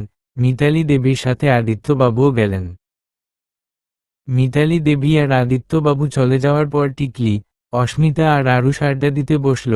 টিকলির তো স্বভাবই আরুষের সাথে কথা বলতে শুরু করলেই ওর গায়ে ওপর উঠে বসবে। এখনও এর ব্যতিক্রম কিছু হচ্ছে না। অস্মিতা শুধু দেখছে, জ্বলছে আর লুচির মতো ফুলছে। এর মধ্যেই অস্মিতার ফোনে একটা কল আসে। কলটা ওর এক বান্ধবীর। অস্মিতা একটু সাইডে গিয়ে কথা বলে এসে দেখে টিকলি একবার আরুষের চুল ধরে টানছে তো একবার গাল ধরে টানছে। অস্মিতা এবার টিকলিকে বলেই বসল, টিকলি, কি করছো তুমি? ওনার চুল আর গাল ধরে টানছো কেন? আরুষ অস্মিতার কথার জবাবে বলল, সো হোয়াট? এতে কি এমন ক্ষতি হয়েছে? টিকলি, তোমার যা ইচ্ছা হয় করো, আই ডোন্ট মাইন্ড। টিকলি আবারও আরুষের গাল টেনে দিয়ে বলল, so sweet of you Arush. Asmita বিড়বিড় করে বলল, যেমন বদ লোক তেমনি বদ মেয়ে, দুটোই বদজাত। মিতালি দেবী আর আদিত্যবাবু অস্মিতার বাবার বাড়িতে পৌঁছে গেল। জয়ন্তবাবু, রীনা দেবী ওনাদের বেশ খাতিরদারি করলেন, বিভিন্ন ধরনের স্ন্যাক্স সামনে দিলেন। মিতালি দেবী আর আদিত্যবাবু কিছুই খাচ্ছে না জন্য রীনা দেবী আর জয়ন্তবাবু বললেন, আপনারা কিছু খাচ্ছেন না কেন, প্লিজ খান। মিতালি দেবী বলল, আমি বলছিলাম কি এসব পরে হবে, আগে জরুরি কথাটা বলে নেই। জয়ন্তবাবু আর রীনা দেবী একে অপরের দিকে তাকিয়ে বলল, আচ্ছা, আগে আসল কথাটাই বলুন। মিতালি দেবী ওদেরকে বললেন, আপনাদের মেয়ে আপনাদের জন্যই বিয়েটা করতে বাধ্য হয়েছে, আসলে পরিস্থিতিটাই এমন ছিল। মনে আছে আপনাদের, আরুষ অস্মিতার গায়ে হলুদের সময় এখানে এসেছিল, তখন আরুষ অস্মিতার সাথে একা একা কথা বলে ওকে থ্রেট করে যে অস্মিতা যদি ওকে বিয়ে না করে তাহলে ও জয়ন্তবাবুর চাকরি কেড়ে নেবে। এই নিয়ে ওদের মধ্যে তর্কাতর্কিও হয়। এক পর্যায়ে আরুষ অস্মিতাকে জয়ন্তবাবুর অফিস থেকে টাকা লোন নেওয়ার ব্যাপারে জানায়। যেহেতু অস্মিতার বিয়ের জন্য আগেই পর্যাপ্ত টাকা জমা করা ছিল তাই ওর মনে সন্দেহ জাগে যে জয়ন্তবাবু তাহলে কেন লোন করল। তারপর ও জানতে পারে আহিরের কর্মকাণ্ডের কথা। অস্মিতা যাকে ভালোবেসেছিল সে ওর সাথে বেইমানি করে, তাই অস্মিতা আপনাদের সকলের কথা ভেবে, বোনের পড়ালেখার কথা ভেবে এই বিয়েতে রাজি হয়। এই সব আমি কিছুটা আরুষের কাছ থেকে আর কিছুটা অস্মিতার কাছ থেকে শুনেছি। এসব শোনার পরে এখনো কি মেয়েটার ওপর রাগ করে থাকবেন? অস্মিতার পরিবার অবাক হয়ে গেলেন আরুষের কথায়, তারপর জিজ্ঞেস করলেন, কিন্তু আরুষ স্যার এমনটা করল কেন? অস্মিতাকে বিয়ে করে ওনার কি লাভ? আদিত্যবাবু উত্তর দিলেন, লাভ আছে, প্রচুর লাভ আছে, যার জন্য আরুষ এই পথ বেছে নিতে বাধ্য হয়েছে। আর সবথেকে বড় কথা, আরুষ আর অস্মিতার বিয়েটা পুরোটা প্ল্যান করা, যেটা শুধু আমি আর আরুষ ছাড়া কেউ জানত না। মিতালি দেবী বললেন, এইটুকু অবধি আমি জানি, কিন্তু প্ল্যানটা আমিও জানি না। এত কাজের মধ্যে শোনা হয়ে ওঠেনি আমার, তাই আমি ভেবেছি একেবারে আপনাদের সাথে বসেই শুনে নেব। আদিত্য, তুমি বলা শুরু করো। আদিত্যবাবু আরুষ আর ওনার প্ল্যানটা ওদের সবাইকে বলে দিলেন। এত তাড়াতাড়ি তো প্ল্যানটা জানতে দেব না, এর জন্য অপেক্ষা করতে হব আরও। অস্মিতা আর আপনারা একসাথেই প্ল্যানটা পুরোপুরি জানবেন। আদিত্যবাবুর কথা শুনে সবাই পুরো হতবাক, মানে এমনও হয় কখনো? মিতালি দেবী আদিত্যবাবুর ওপর রাগ করে বললেন, এই মাস্টার মাইন্ড প্ল্যানটাতে আমাকে নিলে কি হতো শুনি? আদিত্যবাবু মিতালি দেবীকে উদ্দেশ্য করে বললেন, পেট পাতলা মানুষদেরকে কখনো নিজের প্ল্যান সম্পর্কে বলতে নেই, যদি বলা হয় তাহলে ওইটা আর প্ল্যান থাকে না, পুরো প্লেন হয়ে যায়। আর আমি একটা সোর্সের মাধ্যমে জানতে পেরেছি আপনার পেট পাতলা, তাই আপনাকে এই প্ল্যানে নেইনি। প্ল্যান বলে কি ওর জীবন নেই নাকি? আমি আবার কোনো নিরীহর জীবন নেই না। আদিত্যবাবুর কথা শুনে সবাই হো হো করে হেসে দিল। মিতালি দেবী তো বলেই ফেললেন, এদের বাপ ছেলের এই অভ্যাসটা খুব খারাপ। কোথাও কেউ যদি কোনো সিরিয়াস কথা বলে, তখন এরা এমন একটা কথা বলবে, সবাই হেসে ফেলতে বাধ্য। সবাই হাসি থামালে মিতালি দেবী জয়ন্তবাবুদের জিজ্ঞেস করেন, এখনও কি আপনারা অস্মিতার ওপর রাগ করে থাকবেন? জয়ন্তবাবু উত্তর দিল, আমরাও তো অস্মিতার ওপর রাগ করিনি, অভিমান করেছিলাম। আর মা বাবা কখনো সন্তানের ওপরে রাগ করে থাকতে পারে নাকি? রীনা দেবী বলল, আমি আমার মেয়ের সাথে দেখা করতে চাই, আজই। জয়ন্তবাবু উত্তর দিলেন, আজ কিভাবে সম্ভব? আমরা বরং কালকে যাব আমাদের মেয়েটার সাথে দেখা করতে। মিতালি দেবী হাসি মুখ করে বললেন, আজকে কেন সম্ভব নয়? আজকেও আপনারা যখন ইচ্ছে তখনই যেতে পারবেন, আর মেয়ের সাথে দিনক্ষণ ঠিক করে কথা বলবেন নাকি? এমা না না, আসলে আজকে আর যাব না, কালকে একেবারে সকাল সকাল ওদের সাথে দেখা করতে যাব। আদিত্যবাবু ওনাদেরকে সতর্ক করে দিয়ে বললেন। তবে দেখবেন, অস্মিতা যেন এই মাস্টার মাইন্ড প্ল্যানের কথাটা না জানে। আরুষ চায় আগে অস্মিতা ওকে আপন করে নিক, আরুষের প্রতি অস্মিতার ভালোবাসা জন্মাক, তারপর আরুষ নিজে অস্মিতাকে সব কথা বলে দেবে। না না, আপনারা নিশ্চিন্তে থাকুন, আমরা অস্মিতাকে এই প্ল্যানের ব্যাপারে কিছু বলবো না। বাইরে থেকে লোক এসেছে অস্মিতা আর আরুষের ফুলসজ্জার খাট আর ওদের রুমটা সুন্দর করে সাজানোর জন্য। আরুষ ওদেরকে ইনস্ট্রাকশন দিচ্ছে, সাথে টিকলিও আছে, ও নিজেও ইনস্ট্রাকশন দিচ্ছে। অস্মিতা সব কিছুই নজর রাখছে। অস্মিতা টিকলিকে ওভাবে রুম সাজানোর জন্য ইনস্ট্রাকশন দিতে দেখে মনে মনে বলল, দেখে মনে হচ্ছে ফুলসজ্জা যেন অন্য কারো নয়, ওর নিজেরই যত্ত সব। ওদের রুম সাজানো শেষ হওয়ার আগেই মিতালি দেবী আর আদিত্যবাবু বাড়ি ফিরে আসেন। রুম সাজানো শেষে লোকগুলো চলে যায়। রাতের খাওয়া দাওয়া শেষ হলে অস্মিতাকে ফুলসজ্জার জন্য সাজানো শুরু করে দেওয়া হয়। এবারে টিকলি অস্মিতাকে সাজিয়ে দিতে শুরু করে। নীল রঙের শাড়ি, সাথে ফুলের গয়নাতে অস্মিতাকে সাজানো হয়। এদিকে আরুষ নীল পাঞ্জাবি আর সোনালি রঙের পাজামা পরে অস্মিতা ফুলসজ্জার খাটে বসে আছে। মুখ ঘোমটা দিয়ে ঢেকে রাখা হয়েছে। ওর মধ্যে হালকা ভয় কাজ করছে। কিছুক্ষণ পর আরুষ এসে রুমে ঢুকলো। তারপর ধীরে ধীরে এগিয়ে গিয়ে অস্মিতার ঘোমটাটা হাত দিয়ে উঠালো। আরুষ মুগ্ধ নয়নে দেখছে অস্মিতাকে। সময় যেন থেমে গেছে।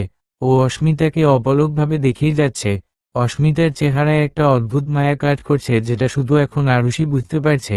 আরুষের এভাবে তাকিয়ে থাকায় অস্মিতা একটু ইতস্তত বোধ করছিল। তাই অস্মিতা হালকা গলা ঝাড়া দিল। এতেই আরুষের হুঁশ ফিরল। আরুষ কিছুক্ষণের জন্য চুপচাপ বসে থাকল। অস্মিতা মনে মনে ভাবল, এখন আরুষ স্যারের সাথে কথা বলার জন্য এটা একটা মোক্ষম সময়। অস্মিতা চান্স বুঝে আরুষকে বলল, আপনাকে একটা জরুরি কথা জিজ্ঞেস করতাম, বলবো এখন? আরুষ অস্মিতাকে একবার দেখে নিয়ে উত্তর দিল, বলো, আমি তো তোমার কথা শোনার জন্য অল টাইম রেডি আছি। অস্মিতা আমতা আমতা করে বলল, আমাকে বিয়ে করার কারণটা বলবেন প্লিজ? কেন বিয়ে করলেন আমায়? তোমার কি মনে হয় কেন বিয়ে করেছি তোমাকে? এই কথা বলে আরুষ অস্মিতার হাত ধরল। অস্মিতা হাত ঝাড়া দিয়ে নিয়ে বলল, আগে আমার কথাগুলোর উত্তর দিন। আমার কি এই বিষয় সম্পর্কে জানার কোনো অধিকার নেই? আরুষ ঠান্ডা গলায় বলল, যেদিন সময় হবে এমনিতেই সব জানতে পারবে, এখন ঘুমাও যাও। অস্মিতা অবাক হয়ে বলল, ঘুমাবো মানে? আরুষ ওর ভ্রু জোড়া নাচিয়ে অস্মিতাকে বলল, ওমা, ঘুমাবে না তো কি করবে? অস্মিতা আমতা আমতা করে বলল, না মানে, ঘুমাবো তো, এখনই ঘুমাবো। থাক আর ঘুমিয়ে কাজ নেই, বাইরে বাতাস উঠেছে, চলো বেলকনিতে যাই। এখন যাব বেলকনিতে? আমাদের বাড়ির সামনে একটা কৃষ্ণচূড়া ফুলের গাছ আছে। ওখানে বাতাস উঠলে প্রচুর কৃষ্ণচূড়া ঝরে পড়ে। মনে হয় যেন কৃষ্ণচূড়ার বৃষ্টি হচ্ছে। আর তোমার তো কৃষ্ণচূড়ার বৃষ্টি খুব পছন্দের, চলো দেখে আসি। কথাটা বলেই আরুষ বেকনিতে চলে গেল। অস্মিতা ওখানেই ঠায় দাঁড়িয়ে আছে। অস্মিতা মনে মনে ভাবছে, উনি কি করে জানলেন আমার কৃষ্ণচূড়ার বৃষ্টি অত্যধিক পছন্দের? আরুষ বেলকনি থেকে আবার অস্মিতাকে ডাক দিয়ে বলল, তাড়াতাড়ি বাইরে এসো, বাতাস থেমে গেলে কিন্তু আর কৃষ্ণচূড়া ফুলের ঝরে পড়া দেখতে পারবে না। আরুষের কথায় অস্মিতার হুঁশ ফিরল। তারপরও বেলকনিতে গেল। রাস্তায় কি সুন্দর কৃষ্ণচূড়া ঝরে পড়ছে। যত জোরে বাতাস বইছে ঠিক তত জোরে কৃষ্ণচূড়া ঝরে পড়ছে। কি সুন্দর একটা দৃশ্য। দৃশ্যটা দেখলে যে কারোই মন ভালো হয়ে যাবে। কৃষ্ণচূড়ার বৃষ্টি দেখতে দেখতে অনেকটা সময় চলে গেছে আর বাইরে বাতাসও থেমে গেছে। কৃষ্ণচূড়া ফুলের ঝরে পড়াও থেমে গেছে। অস্মিতা আর আরুষ বেলকনিতে দাঁড়িয়ে আছে। অস্মিতা চুপ করে দাঁড়িয়েছিল। তখনই আরুষ অস্মিতার গালে হঠাৎ করে একটা চুমু দিয়ে দ্রুত রুমে গিয়ে বিছানায় শুয়ে পড়ল। ঘটনার আকস্মিকতায় অস্মিতা পুরো অবাক। অস্মিতা গালে হাত দিয়ে দাঁড়িয়ে আছে। ও ভেবেই চলেছে, এটা কি হলো? আরুষ অস্মিতাকে ডাক দিয়ে বলল, ওভাবেই সারা রাত ওখানে দাঁড়িয়ে থাকবে নাকি? আমার ঘরের বেলকনিতেই কিন্তু একটা সাদা চুলওয়ালি বুড়ি পেতনি থাকে। এখন তুমিই ভেবে দেখো সারা রাত ওখানে থাকবে কিনা। ওই পেতনি কিন্তু আমাকে খুব ভালোবাসে, বিয়ে করতে চায়। এখন তো তুমি আমার বউ, মানে ওই পেতনির সুতিন। ও যদি রেগে গিয়ে এখন তোমার ঘাড় মটকায় তাহলে কিন্তু আমি কিছু করতে পারবো না। অস্মিতা আরুষের কথা শুনে পুরো রাস্তা আর বেলকনিটা দেখে নেয়, তারপর ভয়ে ঢোক গিলে দৌড়ে রুমে এসে বিছানায় চোখ মুখ খিচে বন্ধ করে শুয়ে পড়ে। আসলে অস্মিতা ভূতে ভয় পায়। আরুষ অস্মিতার দিকে ফিরে দেখে অস্মিতার মুখ ভয়ে শুকিয়ে গেছে। আরুষ আর একটু মজা নেওয়ার জন্য গলা পাল্টিয়ে পেতনিরা যেমন গলা করে কথা বলে আরুষও সেরকম করে গলায় নাকি সুর করে বলল, এই অস্মিতা, তুই আমার আরুষকে বিয়ে কেন করেছিস? তুই জানিস না আরুষ শুধু আমার। তুই যদি আরুষের কোনো অযত্ন করিস তাহলে আমি তোর ঘাড় মটকাবো। অস্মিতা এসব শুনেও নিজের মনের ভুল ভেবে চোখ মুখ খিচে বন্ধ করে ঘুমানোর চেষ্টা করে। আরুষ অস্মিতার মুখ দেখেই বুঝতে পারছে অস্মিতা খুব ভয় পেয়েছে। আরুষ নিজেও হাসতে হাসতে ঘুমিয়ে পড়ল। সকালবেলা আরুষ অফিসে যাওয়ার জন্য রেডি হচ্ছে। আরুষ যখন টাই পরছিল তখন অস্মিতা রুমে ঢোকে। অস্মিতাকে দেখে আরুষের মাথায় একটা প্ল্যান আসে। আরুষ অস্মিতাকে ডাক দিয়ে বলে, আমাকে টাইটা পরিয়ে দাও তো। অস্মিতা ভেঙচি দিয়ে বলে, এতদিন তো নিজে নিজেই পড়েছেন, আজকে নিজেই পড়ুন। বউ থাকতে নিজে নিজে কেন পড়তে যাব? আমি পারবো না, নিজের কাজ নিজে করতে শিখুন। এত ঢং করার কি আছে? সোজাসুজি বলে দিলেই তো হয় তুমি টাই পরাতে পারো না। কে বলেছে আপনাকে আমি টাই পরাতে পারি না? আমি টাই পরাতে পারি। তাহলে দেখি কেমন টাই পরাতে পারো তুমি।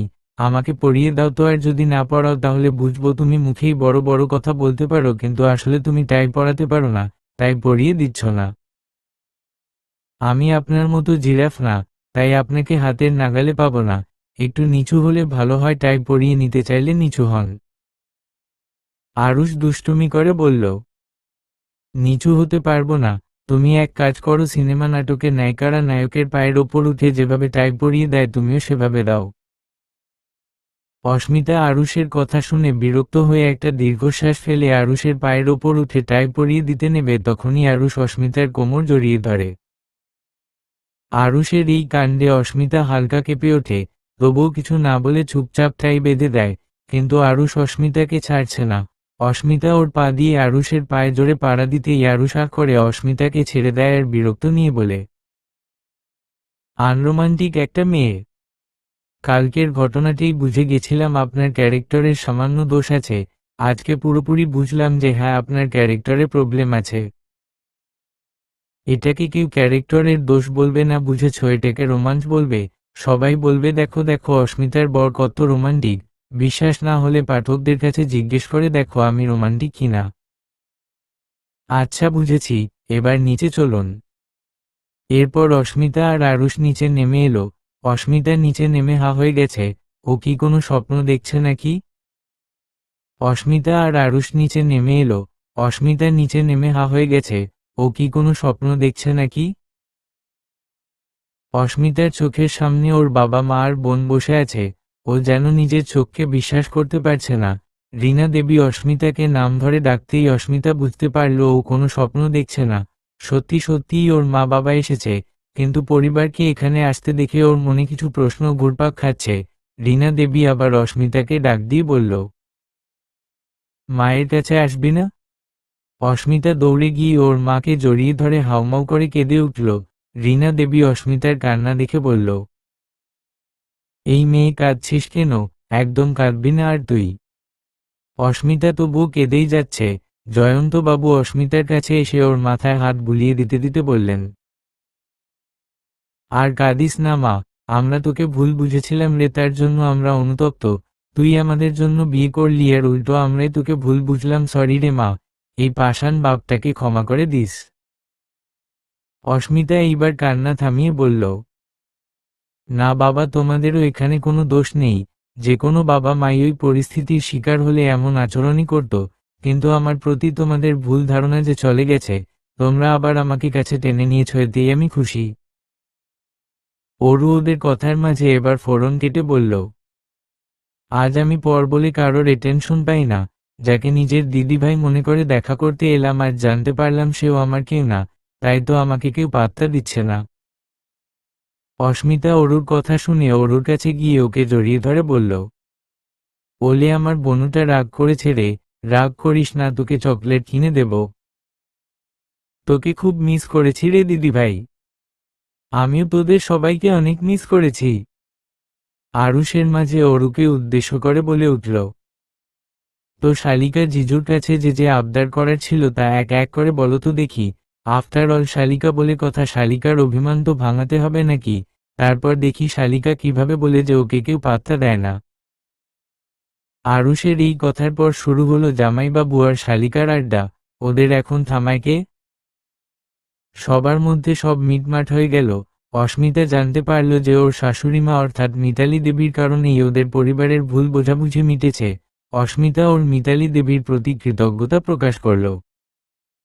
অস্মিতার ফ্যামিলি দুপুরের লাঞ্চ করে বেরিয়ে যায়, যদিও অনেক জোরাজুরি করা হয়েছিল আরও কিছুক্ষণ থাকার জন্য, কিন্তু ওরা চলে আসে।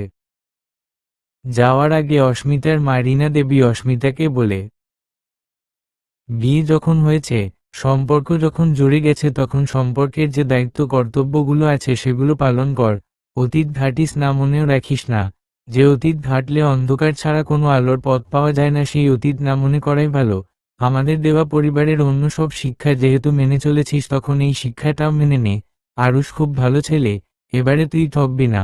সারা জীবন যখন একসাথেই থাকবি, তাই এখন থেকেই নিজের কর্তব্যগুলো পালন করা শুরু করে দে। একে অপরকে ঠিক করে জানার চেষ্টা কর। অস্মিতা ঘুমানোর জন্য বিছানা ঠিক করছিল আর আরুষ ল্যাপটপ নিয়ে কাজ করছিল। তখনই অস্মিতা আরুষকে বলে, স্যার একটা কথা জিজ্ঞেস করব? আরুষ উত্তর দিল, আমি তোমার স্কুলের স্যার নাকি কলেজের স্যার নাকি তোমার বস যে স্যার স্যার করছো? আমার বস না হলেন আমার বাবার বসও, তো তাই স্যার বলেছি। আর বাবাও তো আপনাকে স্যারই বলে তখন কিছু বলতে পারেন না। ফর ইউর কাইন্ড ইনফরমেশন, তোমার বাবা আমার শ্বশুরমশাই আমাকে স্যার বলা ছেড়ে দিয়েছে। ওমা, কখন? আমি তো শুনিনি। তোমার মতো কানে কম শোনা মেয়ের পক্ষে এটা শোনা অত্যন্ত কঠিন, আমি সেটা বুঝতে পারছি। ওই হ্যালো, কাকে কানে কম শোনা মেয়ে বলছেন আপনি? আমি কানে যথেষ্ট ভালো শুনি, তাই আমার কান নিয়ে কোনো কথা বলবেন না।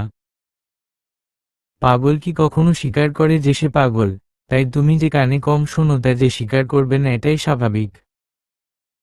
আপনি কিন্তু বেশি বেশি বলে ফেলছেন। এখন থেকে যদি স্যার না বলে আরুষ বলে ডাকো, তাহলে অবশ্যই কম কম বলা শুরু করব। একটু কঠিন হবে, তবুও চেষ্টা করব। আচ্ছা বাদ দাও, কি বলবে বলছিলে না, এখন বলো। আমি বলছিলাম যে আমাদের বিয়েটা যখন হয়ে গেছে, তখন আমাদের নিজেদের সম্পর্কে আরো ভালোভাবে সবকিছু জানা উচিত, একে অপরকে ভালোভাবে বোঝা উচিত। আমিও আপনার সম্পর্কে কিছু জানি না আর আপনিও না, তাই বলছিলাম যদি আমরা একে অপরের পছন্দ অপছন্দ, জীবনের সম্পর্কে সবকিছু জানার চেষ্টা করি তাহলে ভালো হয়। আরুষ অস্মিতার কথা শুনে ল্যাপটপ বন্ধ করে দিয়ে বলল, তাহলে আজকে থেকেই শুরু করা যাক। আপনার ইচ্ছা। আগে আমাকে তুমি বলতে শুরু করো, তাহলে আমাদের সম্পর্কটা সহজ হবে। আমাদের মধ্যে একটা বন্ধুত্বের সম্পর্ক গড়ে উঠবে, আর যে কোনো সম্পর্ক গড়ে তোলার আগে বন্ধুত্ব গড়ে তোলাটা ভীষণভাবে জরুরি। অস্মিতা জোরে নিঃশ্বাস নিয়ে বলল, ঠিক আছে। আচ্ছা আরুষ, তোমার জীবনে মানে তোমার কখনো কোনো মেয়েকে ভালো লেগেছিল বা তাকে কখনো ভালোবেসেছিলে, বা তোমাকে কেউ পছন্দ করেছিল?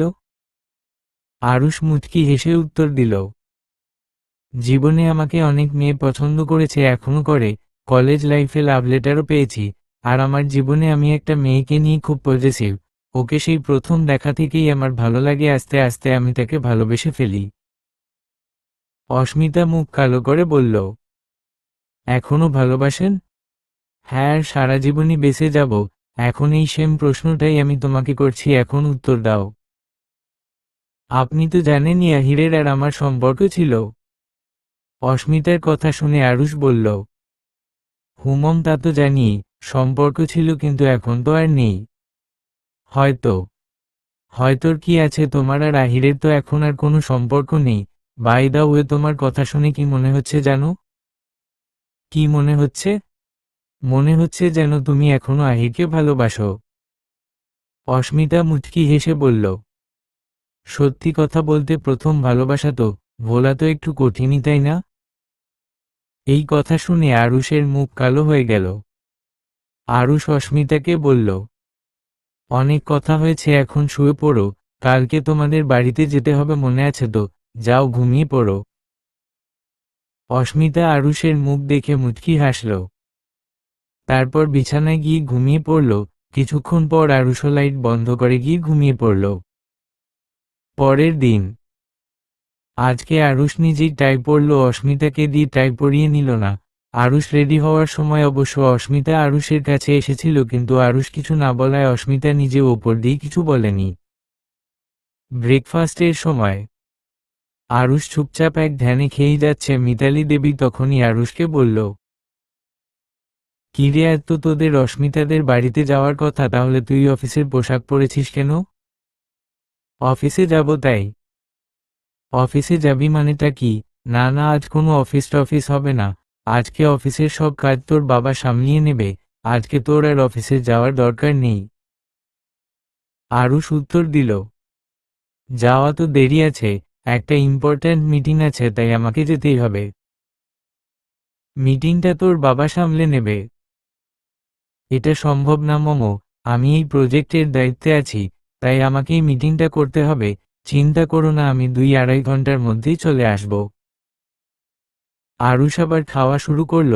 তখনই অস্মিতা মিতালি দেবীকে জিজ্ঞাসা করল, আচ্ছা মমো, আরুষের ঘরের বেলকনিতে কি সত্যি সত্যি বুড়ি পেতনি থাকে? মিতালি দেবী হেসে দিয়ে বলল, তোকে এইসব আজগুবি কথা কে বলেছে? কেন, তোমার ছেলে বলেছে।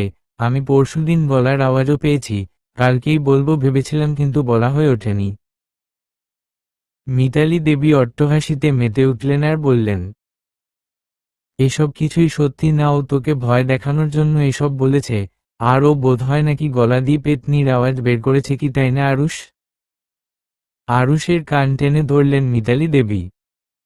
আরুষ মিতালি দেবীর হাত ধরে বললেন, মমো ছাড়ো লাগছে, তুমি ওই মেয়ের জন্য নিজের দুধের শিশুকে কষ্ট দেবে? এক থাপ্পড় দেব, তুই দুধের শিশু? আমার খাওয়া শেষ, আমি অফিসে গেলাম, বাই। অস্মিতার ফোনে একটা আননোন নাম্বার থেকে ফোন এলো। অস্মিতা ফোন ধরে হ্যালো বলতেই ওপাশ থেকে লোকটি বলে উঠল, হ্যালো সুইট হার্ট, কেমন আছো? অনেক দিন পরে তোমার গলা শুনলাম। লোকটির কথা শুনে অস্মিতা লোকটিকে জিজ্ঞেস করল, কে আপনি? আমাকে এত তাড়াতাড়ি ভুলে গেলে? এটা কিন্তু আমি আশা করিনি। আহির, এই তো চিনতে পেরেছ, that's like a good girl. তুমি কেন ফোন করেছ? একটা কথা জানার ছিল আর বলারও ছিল। কি কথা? বলছিলাম তোমার বর কোথায় অস্মিতা? তুমি জেনে কি আর করবে, আর তুমি আমাকে কোন সাহসে ফোন করেছ? আর আমাকে ফোন করবে না বলে দিলাম। দরকার আছে জন্যই তো জিজ্ঞেস করছি। তুমি কি জানো তোমার বর এখন কোথায় আর কি করছে? আরুষ অফিসে মিটিং করছে। আহির অট্টহাসিতে মেতে উঠল। অস্মিতা জিজ্ঞেস করল, তুমি এভাবে হাসছো কেন? তোমার কথা শুনে হাসছি, তোমার বর অফিসে নয় একটা মেয়ের সাথে মিটিং করছে। তুমি আমার সংসার ভাঙার জন্য মিথ্যে বলছো না, তার কি গ্যারান্টি আছে? তুমি প্রমাণ দিতে পারবে? পারবো, কিছুক্ষণের মধ্যে তোমাকে ওদের ছবি পাঠাচ্ছি, ওয়েট। কিছুক্ষণের মধ্যে আহির অস্মিতার ফোনে কতগুলো ছবি পাঠালো। ছবিগুলো দেখে অস্মিতা চমকে উঠল। মেয়েটা আর কেউ নয়, টিকলি। ছবিতে দেখা যাচ্ছে রেস্টুরেন্টে বসে আরুষ টিকলির হাত ধরে আছে। ছবিগুলো দেখে অজান্তেই অস্মিতার চোখ দিয়ে দুফোঁটা জল গড়িয়ে পড়ল। ছবিগুলো দেখে অস্মিতার ভীষণ কষ্ট হচ্ছে। আহির আবার ফোন দিয়ে বলল, কি মিলল তো আমার কথা? হ্যাঁ মিলেছে, তোমার যা জানানো ছিল তা জানিয়ে দিয়েছ, এখন ফোন রাখো, ভালো লাগছে না। আরুষ বাড়িতে ফিরে রুমে এসে দেখে অস্মিতা বিছানায় শুয়ে আছে। আরুষ জিজ্ঞেস করল, এই সময় শুয়ে আছো কেন? এমনি, বলছিলাম এতক্ষণ কোথায় ছিলেন আপনি? গার্লফ্রেন্ডের সাথে দেখা করতে গেছিলাম। আরুষের কথা শুনে অস্মিতা জিজ্ঞাসু দৃষ্টিতে আরুষের দিকে তাকিয়ে আছে। অস্মিতাকে এইভাবে তাকিয়ে থাকতে দেখে আরুষ বলল, আরে এভাবে তাকিয়ে আছো কেন? বাড়ি থেকে বেরোনোর সময় তো বলে গেছিলাম অফিসে জরুরি মিটিং আছে, তাহলে জিজ্ঞেস করছো কেন এতক্ষণ কোথায় ছিলাম? এমনি, যান, ফ্রেশ হয়ে এসে রেডি হয়ে নিন, বেরোতে হবে তো। অস্মিতা আর আরুষ গাড়িতে একটা কথা বলেনি। আরুষ অবশ্য অস্মিতাকে আর চোখে দেখছিল। আরুষ আর অস্মিতা বাড়িতে পৌঁছে গেল। আরুষকে প্রচুর জামাই আদর করা হলো, সবাই প্রচুর আড্ডা দিল, বেশ খাতির যত্ন করা হলো আরুষকে। এদিকে অস্মিতা খুব চুপচাপ হয়ে গেছে। দিরাগমনের শেষ দিন আজ। আজ অস্মিতা আর আরুষ চলে যাবে। রীনা দেবী অস্মিতাকে ঘরে ডাকলেন। অস্মিতা ঘরে আসলে রীনা দেবী জিজ্ঞেস করলেন, কি হয়েছে তোর? চুপচাপ হয়ে গেছিস কেন তুই? কই, কিছুই হয়নি আমার। মাকে মিথ্যে কথা বলিস না। আর শোন, আরুষকে কখনো ভুল বুঝবি না। যে কোনো সম্পর্ক এর জন্য বিশ্বাস থাকাটা খুব জরুরি, বুঝলি? হুমম, বুঝেছি। আরুষ আর অস্মিতাদের বাড়ি থেকে ফিরে এলো। এরই মধ্যে 15 দিন কেটে গেছে। এই 15 দিনে আহির অস্মিতাকে অনেকবার ফোন করেছে আর বলেছে আরুষ আর টিকলি প্রায় প্রতিদিনই দেখা করে, আর সাথে প্রমাণও দেখিয়েছে। এই 15 দিনে অস্মিতা খুব ভেঙে পড়েছে। অস্মিতার আরুষের প্রতি একটু হলেও দুর্বলতা তৈরি হয়েছে, প্রতিনিয়ত হয়ে চলেছে। অস্মিতা নিজেও সেটা বুঝতে পারছে। এই 15 দিনের মধ্যে আবার 7 দিন হলো আরুষ অস্মিতাকে ইগনোর করছে। আরুষ আজ অফিসে যায়নি। দুপুরের খাবার খাওয়ার সময় মিতালি দেবী আরুষকে বললেন, আরুষ, আজকে তুই আর অস্মিতা বিকেলে শপিংয়ে যাবি, বুঝলি? কেন? হঠাৎ শপিং? আবার শপিংয়ে যাব কেন? এত কথা তো তোর শোনার দরকার নেই। তোরা আজ শপিংয়ে যাবি, তারপর ঘুরতেও যাবি, আর একেবারে ডিনার সেরে বাড়িতে ফিরবি, বুঝেছিস? শপিং অবধি তো ঠিকই ছিল, আবার এর মধ্যে ঘোরাঘুরি খাওয়া দাওয়া অ্যাড করার মানে কি? তোরা তো বিয়ের পর সেভাবে ঘুরতেও যাসনি, তাই বলছি ঘুরে আয়। অস্মিতা মিতালি দেবীকে বলল, মম, থাক না। আরুষ যখন যেতে চাইছে না তখন ওকে আর জোর করো না। আরুষ অস্মিতাকে উদ্দেশ্য করে বলল, থাক, মমের সামনে আমাকে আর খারাপ বানাতে হবে না। তোমাকে আমি নিয়ে যাব, চিন্তা করো না। অস্মিতা আর আরুষ রেডি হয়ে গাড়িতে উঠল। গাড়ি চলছে আপন গতিতে। অস্মিতা আরুষকে জিজ্ঞেস করল, একটা কথা বলবো আরুষ? আমি এখন ড্রাইভিং করছি, তাই এখন কথাটা শুনতে আগ্রহ বোধ করছি না, তাই এখন তোমার কথাটা না বললে ভালো হয়। অস্মিতা আরুষের কথা শুনে চুপ করে গেল, ও আর কোনো কথাই বলল না। অস্মিতা আর আরুষ শপিং করছে। বেশিরভাগ জিনিসই আরুষ ছুট করে দিচ্ছে। কেনাকাটা করতে করতেই আরুষ একটা জুয়েলারি শপে ঢুকল। ওখানকার সেলসম্যানগুলো ওদের জুয়েলারি কালেকশন দেখাচ্ছিল। আরুষ কিছুক্ষণের জন্য একটু সাইডে যায়। জুয়েলারি দেখতে দেখতেই একটু দূরে অস্মিতার একটা লকেট চোখে পড়ল। লকেটটা অনেক বেশি সুন্দর। অস্মিতা বলে উঠল, ওয়াও, লকেটটা তো দারুণ, এইটা দেখান না প্লিজ। সরি ম্যাম, ওই লকেটটা সোল্ড হয়ে গেছে। ওই রকম আর লকেট নেই? না ম্যাম, ওই রকম দেখতে আর হবে না। ওকে, নো প্রবলেম। তখনই আরুষ এসে জিজ্ঞেস করল, অস্মিতা, তোমার সব কেনাকাটা হয়ে গেছে? হুমম। আরুষের হাতে একটা প্যাকেট দেখে অস্মিতা জিজ্ঞেস করল, আপনার হাতে ওটা কি? তুমি জেনে কি করবে? তোমার জন্য তো আনিনি আমি। আমি শুধু জিজ্ঞেস করেছি এটা কি, এভাবে না বললেও পারতেন। আরুষ শান্ত গলায় বলল, তোমার যেহেতু কেনাকাটা শেষ, তাহলে এখন যাওয়া যাক। হুমম, চলুন। অস্মিতা আর আরুষ শপিং মল থেকে বের হতেই একটা মেয়ে কণ্ঠ, আরুষ, বলে চিৎকার করল। আরুষ আর অস্মিতা পেছনে তাকাতেই দেখে টিকলি আরুষকে ডাকছে। টিকলি দৌড়ে এসে আরুষকে জড়িয়ে ধরল, তারপর অস্মিতাকে জড়িয়ে ধরে বলল, কেমন আছো অস্মিতা? অনেকদিন পর দেখা হলো তোমার সাথে। অস্মিতা কোনোরকমে নিজের রাগ সামলে উত্তর দিল, ভালো আছি, তুমি? আমিও দারুণ আছি। টিকলি আরুষকে জিজ্ঞেস করল, শপিং করতে এসেছিলে নাকি? হুমম, তুমিও কি শপিং করতে এসেছো নাকি? হ্যাঁ, এই আরুষ, তুমিও চলো না আমার সাথে। আমি জানি তোমার চয়েস অনেক সুন্দর, প্লিজ চলো। এত করে যখন বলছো তখন তো যেতেই হবে। আমি কি তোমার কথা ফেলতে পারি? How sweet. ওকে ডিয়ার, চলো। আরুষ অস্মিতার দিকে তাকিয়ে বলল, তুমি ট্যাক্সি নিয়ে চলে যেও প্লিজ, পারবে তো? অস্মিতা তাচ্ছিল্যের হাসি দিয়ে বলল, সবই পারতে হয়। আমি ট্যাক্সি করে চলে যেতে পারবো, আমার কোনো সমস্যা হবে না। Okay good. আর আমার ফিরতে লেট হবে। ওকে, এনজয় ইউর ডে, বাই। অস্মিতা ট্যাক্সির জন্য অপেক্ষা করছে, তখনই আহির এসে বলল, কি বিশ্বাস হলো তো আমার কথা? অস্মিতা আহিরকে দেখে চমকে উঠে বলল, তুমি এখানে? হ্যাঁ, আমি এখানে। আজকে হাতে নাতে প্রমাণ পেলে তো? আমি তোমার সাথে এখন কথা বলতে ইচ্ছুক নই। আমি এখন বাড়ি যাব। চলো, আমি তোমাকে পৌঁছে দিচ্ছি। প্রয়োজন নেই, আমি একা যেতে পারবো। তোমাকে ট্যাক্সি করে যেতে হবে না, আমি আমার গাড়ি করে তোমাকে পৌঁছে দিচ্ছি, চলো। বললাম তো প্রয়োজন নেই, এত কেয়ারনেস দেখানোর খুব একটা দরকার নেই, বাই। অস্মিতা ট্যাক্সি করে চলে গেল। আরুষ বাড়িতে ফিরতেই অস্মিতা প্রশ্ন করল, এত দেরি হলো কেন আপনার? কোথায় দেরি হলো? 10টায় তো এখন, খুব একটা রাতও হয়নি।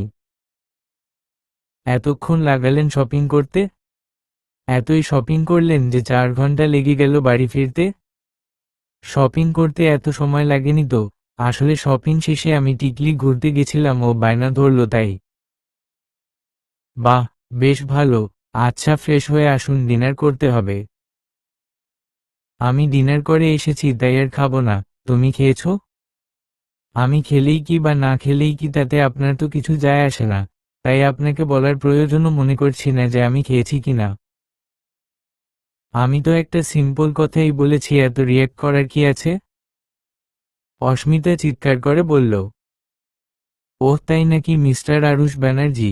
যখন মমো বলল আমাকে ঘুরতে নিয়ে যেতে, ডিনার করাতে, তখন আপনার সময় হলো না, অথচ টিকলিকে নিয়ে শপিং, ঘোরাঘুরি, খাওয়া দাওয়া সব করে নিলেন। বা বেশ ভালো তো। আমার তো মনে হচ্ছে টিকলি আপনার গার্লফ্রেন্ড হয়। তুমি বেশি বেশি বলে ফেলছো অস্মিতা।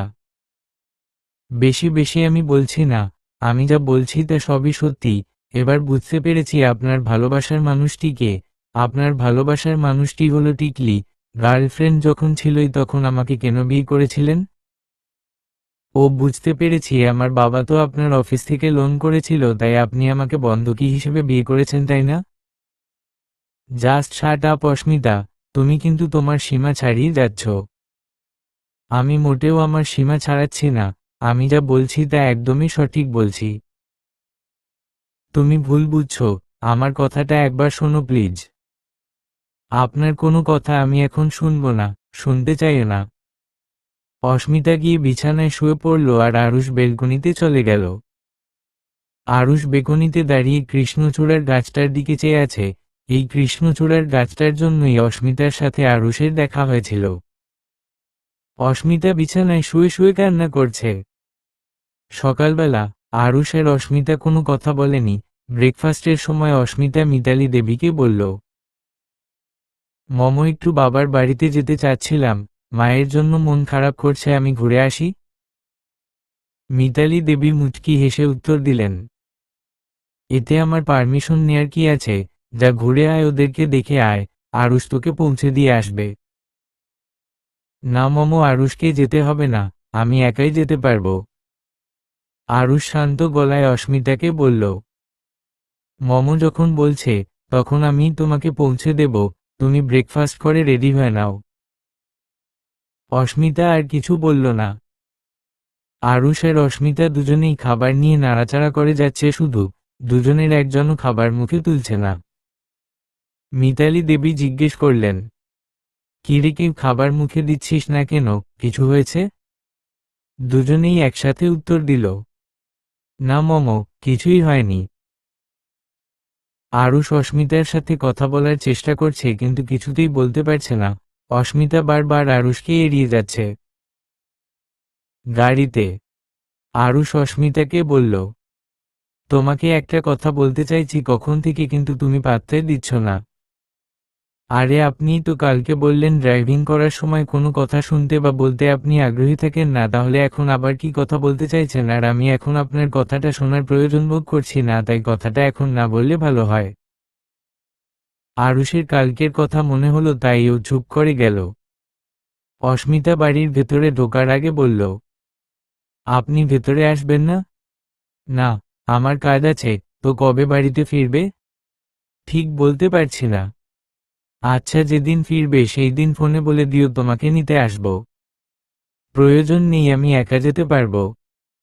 অস্মিতা এই কথা বলেই ভেতরে ঢুকে গেল। অস্মিতাকে দেখে ওর মা রীনা দেবী বললেন, কিরে তুই? আর তুই একা কেন? আরুষ কোথায়? ও আসেনি? আরুষ আমাকে পৌঁছে দিয়ে চলে গেছে, ওনার অফিসে কাজ আছে। ও আচ্ছা। অস্মিতা 2 দিন হলো ওর বাবার বাড়িতে আছে। এইদিকে আরুষের তো জান বেরিয়ে যাচ্ছে। অস্মিতা আরুষের ফোনটাও ধরছে না।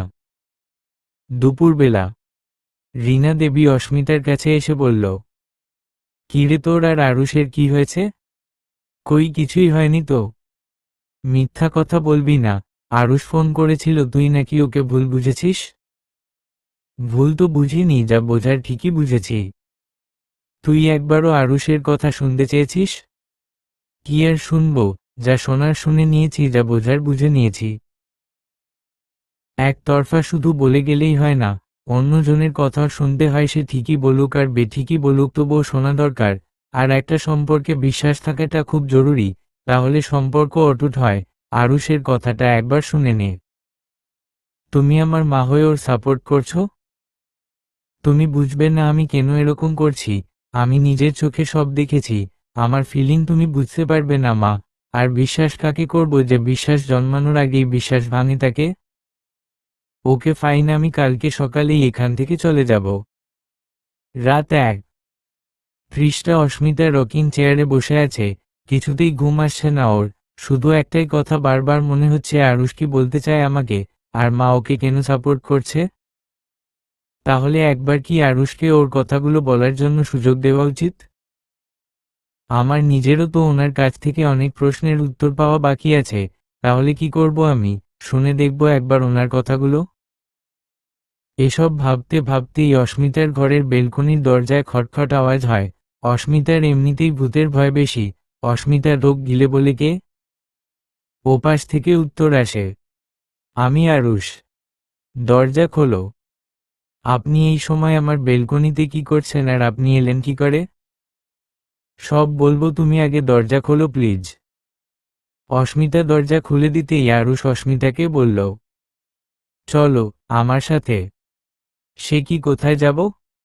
একটা জায়গায় যাব প্লিজ, কোনো কথা বলো না। আমি তোমাকে আমার কথাগুলো যে করেই হোক আজ বলবই। এখন কিভাবে বেরোবো? তোমার এসব ভাবতে হবে না, তুমি প্লিজ চলো, আমি তোমাকে রিকোয়েস্ট করছি। একটা বার শুধু আমার কথাগুলো শোনো, তারপর যা সিদ্ধান্ত নেওয়ার নিও। অস্মিতা একটু ভেবে বলল, আচ্ছা চলুন। অস্মিতা ওর রুমের দরজা খুলে দেখল অরু দাঁড়িয়ে আছে। অস্মিতা অবাক হয়ে বলল, অরু তুই এখন না ঘুমিয়ে এখানে এই সময় কি করছিস? জিজু ফোন করে আসতে বলেছে, তোরা নাকি কোথায় যাবি, এর জন্য আমাকে গেট বন্ধ করে দেওয়ার জন্য এখানে ডেকেছে। আরুষ অরুকে বলল, এই না হলে আমার শালিকা, এইগুলো ধরো। পকেট থেকে 2 প্যাকেট চকলেট বের করে। অরু খুশি হয়ে চকলেটগুলো নিয়ে বলল, অনেকগুলো থ্যাংক ইউ জিজু। অস্মিতা গাড়িতে বসে আছে আর আরুষ ড্রাইভিং করছে। অস্মিতা বিরক্ত হয়ে বলল, এই রাতবিরাতে কোথায় নিয়ে যাচ্ছেন বলুন তো? একটা কথা শোনার জন্য কি এখন হিমালয় পর্বতে যেতে হবে নাকি? চুপ করে বসে থাকো, কিছুক্ষণের মধ্যে সব জানতে পারবে। অস্মিতা আর আরুষ একটা জায়গায় এলো, জনমানবহীন জায়গা। জায়গাটার পাশে একটা কৃষ্ণচূড়া গাছ। বোধ হয় এটা একটা মাঠ, যেখানে লাইটস, ফুল, ক্যান্ডেল এসব দিয়ে জায়গাটার একটা সাইড সাজানো। অস্মিতা আরুষকে জিজ্ঞেস করল, কোথায় এসেছি আমরা? বলবো আগে, ওদিকে তো চলো। অস্মিতা ওদিকে যেতেই দেখে টিকলি দাঁড়িয়ে আছে। অস্মিতা এবার জোরেই বলে উঠল, এসব দেখাতে নিয়ে এসেছেন আমায়? আমি একটাবারের জন্য হলেও ভেবেছিলাম আমি আপনাকে হয়তো ভুল বুঝেছি, কিন্তু না, আপনি নিজেই এখন প্রমাণ করে দিলেন আমি আপনাকে ভুল বুঝিনি। আপনি যেমন আমি আপনাকে তেমনই চিনেছি। টিকলি অস্মিতার কাছে এসে বলল, আরে কাম ডাউন অস্মিতা, বেচারাকে ভুল বুঝো না। আরুষের কোনো দোষ নেই, তুমি ওকে ভুল বুঝেছ। অস্মিতা জোরে জোরে হেসে উঠল। ভুল বুঝেছি ওনাকে? সিরিয়াসলি? আর কতবার এই একটা কথা বলবে বলো তো? আচ্ছা, ভুলই যখন বুঝেছি তখন সঠিকটা কি একটু বলবে প্লিজ? টিকলি একটু চুপ থেকে তারপর বলল, তোমাকে একটা কিছু দেখাবো, ওয়েট। টিকলি সাইডে গিয়ে একটা ছেলেকে নিয়ে এলো। অস্মিতা ছেলেটাকে দেখে বলল, কে ইনি? টিকলি একে একে সবার দিকে তাকিয়ে বলল, আমার ফিউচার হাজব্যান্ড। অস্মিতা টিকলির কথা শুনে চমকে উঠে বলল, কি বললে তুমি? কেউ? আমার হবু বর, ওর নাম প্রতীক। সিঙ্গাপুরেই আমাদের এনগেজমেন্ট হয়ে গেছে, কিছুদিন পর আমাদের বিয়ে। তাহলে তুমি আর আরুষ এতদিন যা করলে?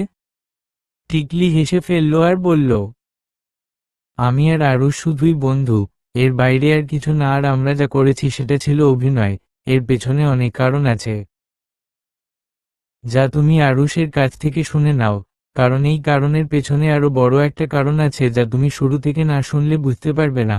উপন্যাস বা গল্পের ক্ষেত্রে যেমন আগেই পরিশিষ্ট পড়ে নিলে কিছুই বোঝা যায় না, উপন্যাসের কোনো মজাই থাকে না, ঠিক এই কাহিনীটাও পুরোটা না শুনলে তুমি কিছুই বুঝতে পারবে না। আমি আর প্রতীক তাহলে এখন আসি, তুমি আরুষের থেকে পুরো কাহিনীটা শোনো। আচ্ছা। আরেকটা কথা, তোমরা আমাকে খুব চিপকু মেয়ে ভাবো, গায়ে পড়া স্বভাবের মেয়ে ভাবো, আমি জানি। আসলে বিদেশে থাকতে থাকতে ওই কালচারগুলো এমনভাবে জেঁকে বসেছে, তাই হুটহাট সবাইকে জড়িয়ে ধরি, ছেলে মেয়ে মানি না, তার জন্য সরি। এটা বলেই টিকলি ওখান থেকে চলে গেল। টিকলির সাথে প্রতীকও গেল।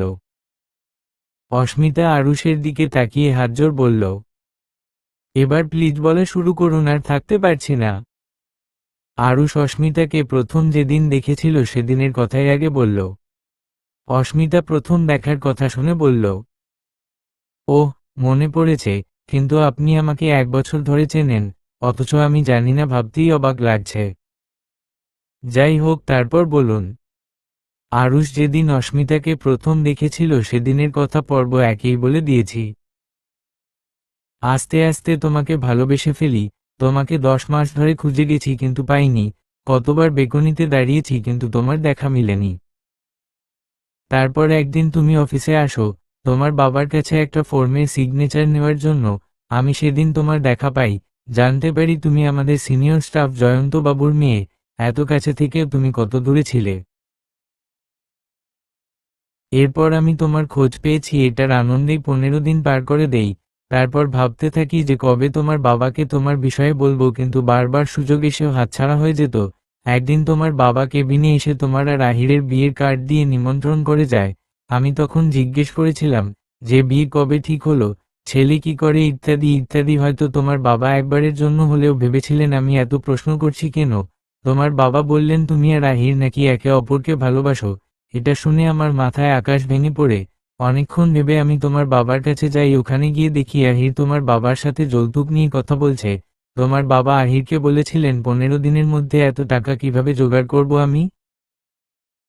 আহির তখন তোমার কথা বলে তোমার বাবাকে ইমোশনাল ব্ল্যাকমেল করে, আর বলে যায় অস্মিতা যেন যৌতুকের কথা না জানে, তারপর ওখান থেকে চলে যায়। আমার মাথায় তখনই একটা প্ল্যান চলে আসে, তারপর আমি তোমার বাবার কাছে গিয়ে বলি অফিস থেকে লোন করতে। উনিও বাধ্য হয়ে তাই করেন। আমি আমার প্ল্যানের কথা শুধু আমার বাবাকে বলেছিলাম। তারপর তোমার বিয়ের দিন তোমাকে ব্ল্যাকমেল করে বিয়ে করি। আসলে ভালোবেসেই বিয়ে করেছিলাম আমি তোমাকে। টিকলিকে আমি চিপকু মেয়েই ভাবতাম, ওকে আমি পছন্দ করতাম না। ওইদিন টিকলি আমাদের বাড়িতে এলে তুমি স্ন্যাক্স নেওয়ার জন্য নিচে গিয়েছিলে, তখনই টিকলি আমাকে বলেছিল ওর বিয়ে ঠিক হয়ে গেছে। আমি দেখতাম ও আমার সাথে মিশলে তুমি খুব জ্বলতে। অস্মিতা একের পর এক কথা শুনছে আর অবাক হচ্ছে। আচ্ছা, এরপর এর কাহিনীটা বলুন, মানে আপনার আর টিকলির কাহিনীটা কি ছিল? ওইদিন আহিরের কথা উঠতেই তুমি বলেছিলে প্রথম ভালোবাসা তো, তাই ভোলাটা কঠিন। এইটা খুব খারাপ লেগেছিল আমার, একটু রাগ হয়েছিল তোমার প্রতি। তার পরের দিন মিটিং তাড়াতাড়ি শেষ হয়ে যায়। তখনই টিকলি ফোন করে বলে প্রতীকের সাথে দেখা করাবে, তাই রেস্টুরেন্টে যেতে বলে খানিকটা টাইম ছিল হাতে, তাই চলে গেছিলাম ওখানে। আমি আহিরকেও দেখি। আমি আর টিকলি কথা বলছিলাম, তখন দেখি আহির আমাদের দিকে তাকিয়ে তাকিয়ে কার সাথে যেন কথা বলছিল। আমার কেন জানি মনে হচ্ছিল তোমার সাথে কথা বলছিল, আর আমার জন্য তোমার মধ্যে ভালোবাসা জাগানোর জন্য আমার মাথায় আরও একটা প্ল্যান আসে। তাই আমি টিকলিকে আগে থেকেই আমার প্ল্যান বলে দেই। যখন দেখি আহির আমাদের ছবি তুলছে তখনই টিকলির হাত ধরি আমি। তারপর তো যা হলো সবই তুমি জানো। তোমাকে আর একটু জ্বালাতাম যদি না তুমি নিজেকে বন্ধকি ভাবতে। সরি তোমাকে এতটা কষ্ট দেওয়ার জন্য, ক্ষমা করে দিও আমায়। অস্মিতা হা হয়ে আরুষ দিকে তাকিয়ে আছে। আরুষ অস্মিতাকে ওভাবে তাকিয়ে থাকতে দেখে জিজ্ঞেস করল, এভাবে হা করে তাকিয়ে থাকলে মুখে মশা ঢুকে যাবে। আপনার মাথায় এত প্ল্যান আসে কিভাবে? এসবও সম্ভব? সম্ভব। এখন বলো আমায় ক্ষমা করেছ কিনা? আমার দুষ্টু মন চাইছে আপনাকে আর একটু বোগাতে, কিন্তু মিষ্টি মনটা আপনার মারাত্মক প্ল্যানগুলোর জন্য ফিদা হয়ে গেছে, তাই আমি আমার মিষ্টি মনের কথা শুনে আপনাকে ক্ষমা করে দিলাম। আরুষ নিজের পাওয়ার দিয়ে আহিরের চাকরিটা কেড়ে নিয়েছে। যে ছেলে পুলিশের নিয়মই মানে না, পুলিশের কর্তব্য কি তা ঠিক করে জানে না, তার পুলিশের ওই পোশাকটা না পরাই শ্রেয়। আজ অস্মিতা আর আরুষের রিসেপশন। অস্মিতা পার্পেল কালারের বেনারসি পরেছে, সাথে ভারী গয়না, মেকআপ, আর Arush purple colour sherwani, white pyjama আর হোয়াইট নাগরাই জুতো পরেছে। দুজনকে একসাথে বেশ মিষ্টি লাগছে। নাচ গান হই হুল্লোড় তো আছেই। আজ আরও একবার ফুলসজ্জা হবে। রাতে অস্মিতাকে সবাই আরুষের ঘরে সাজিয়ে গুজিয়ে রেখে আসে। কিছুক্ষণ পর আরুষ রুমে আসে। আরুষ অস্মিতাকে বলে, এই চলো আমরা কৃষ্ণচূড়া গাছের ওখানে যাব, কৃষ্ণচূড়ার বৃষ্টি দেখতে। অস্মিতা উত্তর দেয়, এখন কিভাবে যাব, কেউ তো এখন বাড়ি থেকে বের হতে দেবে না। বেকনিতে মই আছে, ওখান দিয়ে যাব আমরা, কেউ বুঝবে না, কাম ফাস্ট। আরুষ আর অস্মিতা মই বেয়ে নিচে নেমে কৃষ্ণচূড়া গাছের কাছে এলো। অস্মিতা কৃষ্ণচূড়া ফুল দেখছে, তখনই আরুষ পেছনে থেকে ডাকল। অস্মিতা পেছনে তাকিয়ে দেখল আরুষ হাতে একটা লকেট নিয়ে হাঁটু গেড়ে বসে আছে। অস্মিতা খেয়াল করলো এই লকেটটা সেই লকেটটাই যেটা অস্মিতা ওই দিন শপিং মলে পছন্দ করেছিল। তার মানে আরুষের হাতে ওই দিন যে প্যাকেটটা ছিল সেটা এই লকেটটাই ছিল। অস্মিতার জন্য কিনেছিল এটা আরুষ। আরুষ বলতে শুরু করলো, কৃষ্ণচূড়ার বৃষ্টিতে প্রথম দেখা মেয়েটির প্রতি প্রচুর ভালোবাসা জমে আছে আমার, এখন সেগুলো উজাড় করে দেওয়ার পালা। সেই মেয়েটির ভালোবাসা নেওয়ার পালা, ভালোবাসা দেয়া নেয়ার পালা। ভালোবাসবে আমায়? অস্মিতা হাসি মুখে জবাব দিল, ভালোবাসবো, একটু একটু করে ভালোবাসবো, একটু একটু করে ভালোবাসতে বাসতে মনের মধ্যে ভালোবাসার মহল তৈরি করব। হ্যাঁ, ভালোবাসবো তোমায়। আরুষ অস্মিতাকে কোলে নিয়ে বাড়ির দিকে হাঁটা দিল। সাথে সাথেই জোরে বাতাস বইতে শুরু করলো। কৃষ্ণচূড়ার ফুলগুলো বৃষ্টি হয়ে ওদের ওপর ঝরে পড়তে শুরু করলো। কৃষ্ণচূড়ার বৃষ্টি শুরু হলো। কৃষ্ণচূড়ার বৃষ্টি উপভোগ করতে করতে ওরা আবার মইদির ঘরে পৌঁছলো। তারপর প্রেমসাগরে ডুব দিল। আজ প্রকৃতিও যেন খুব করে চাইছে ওরা এক হোক। সমাপ্ত।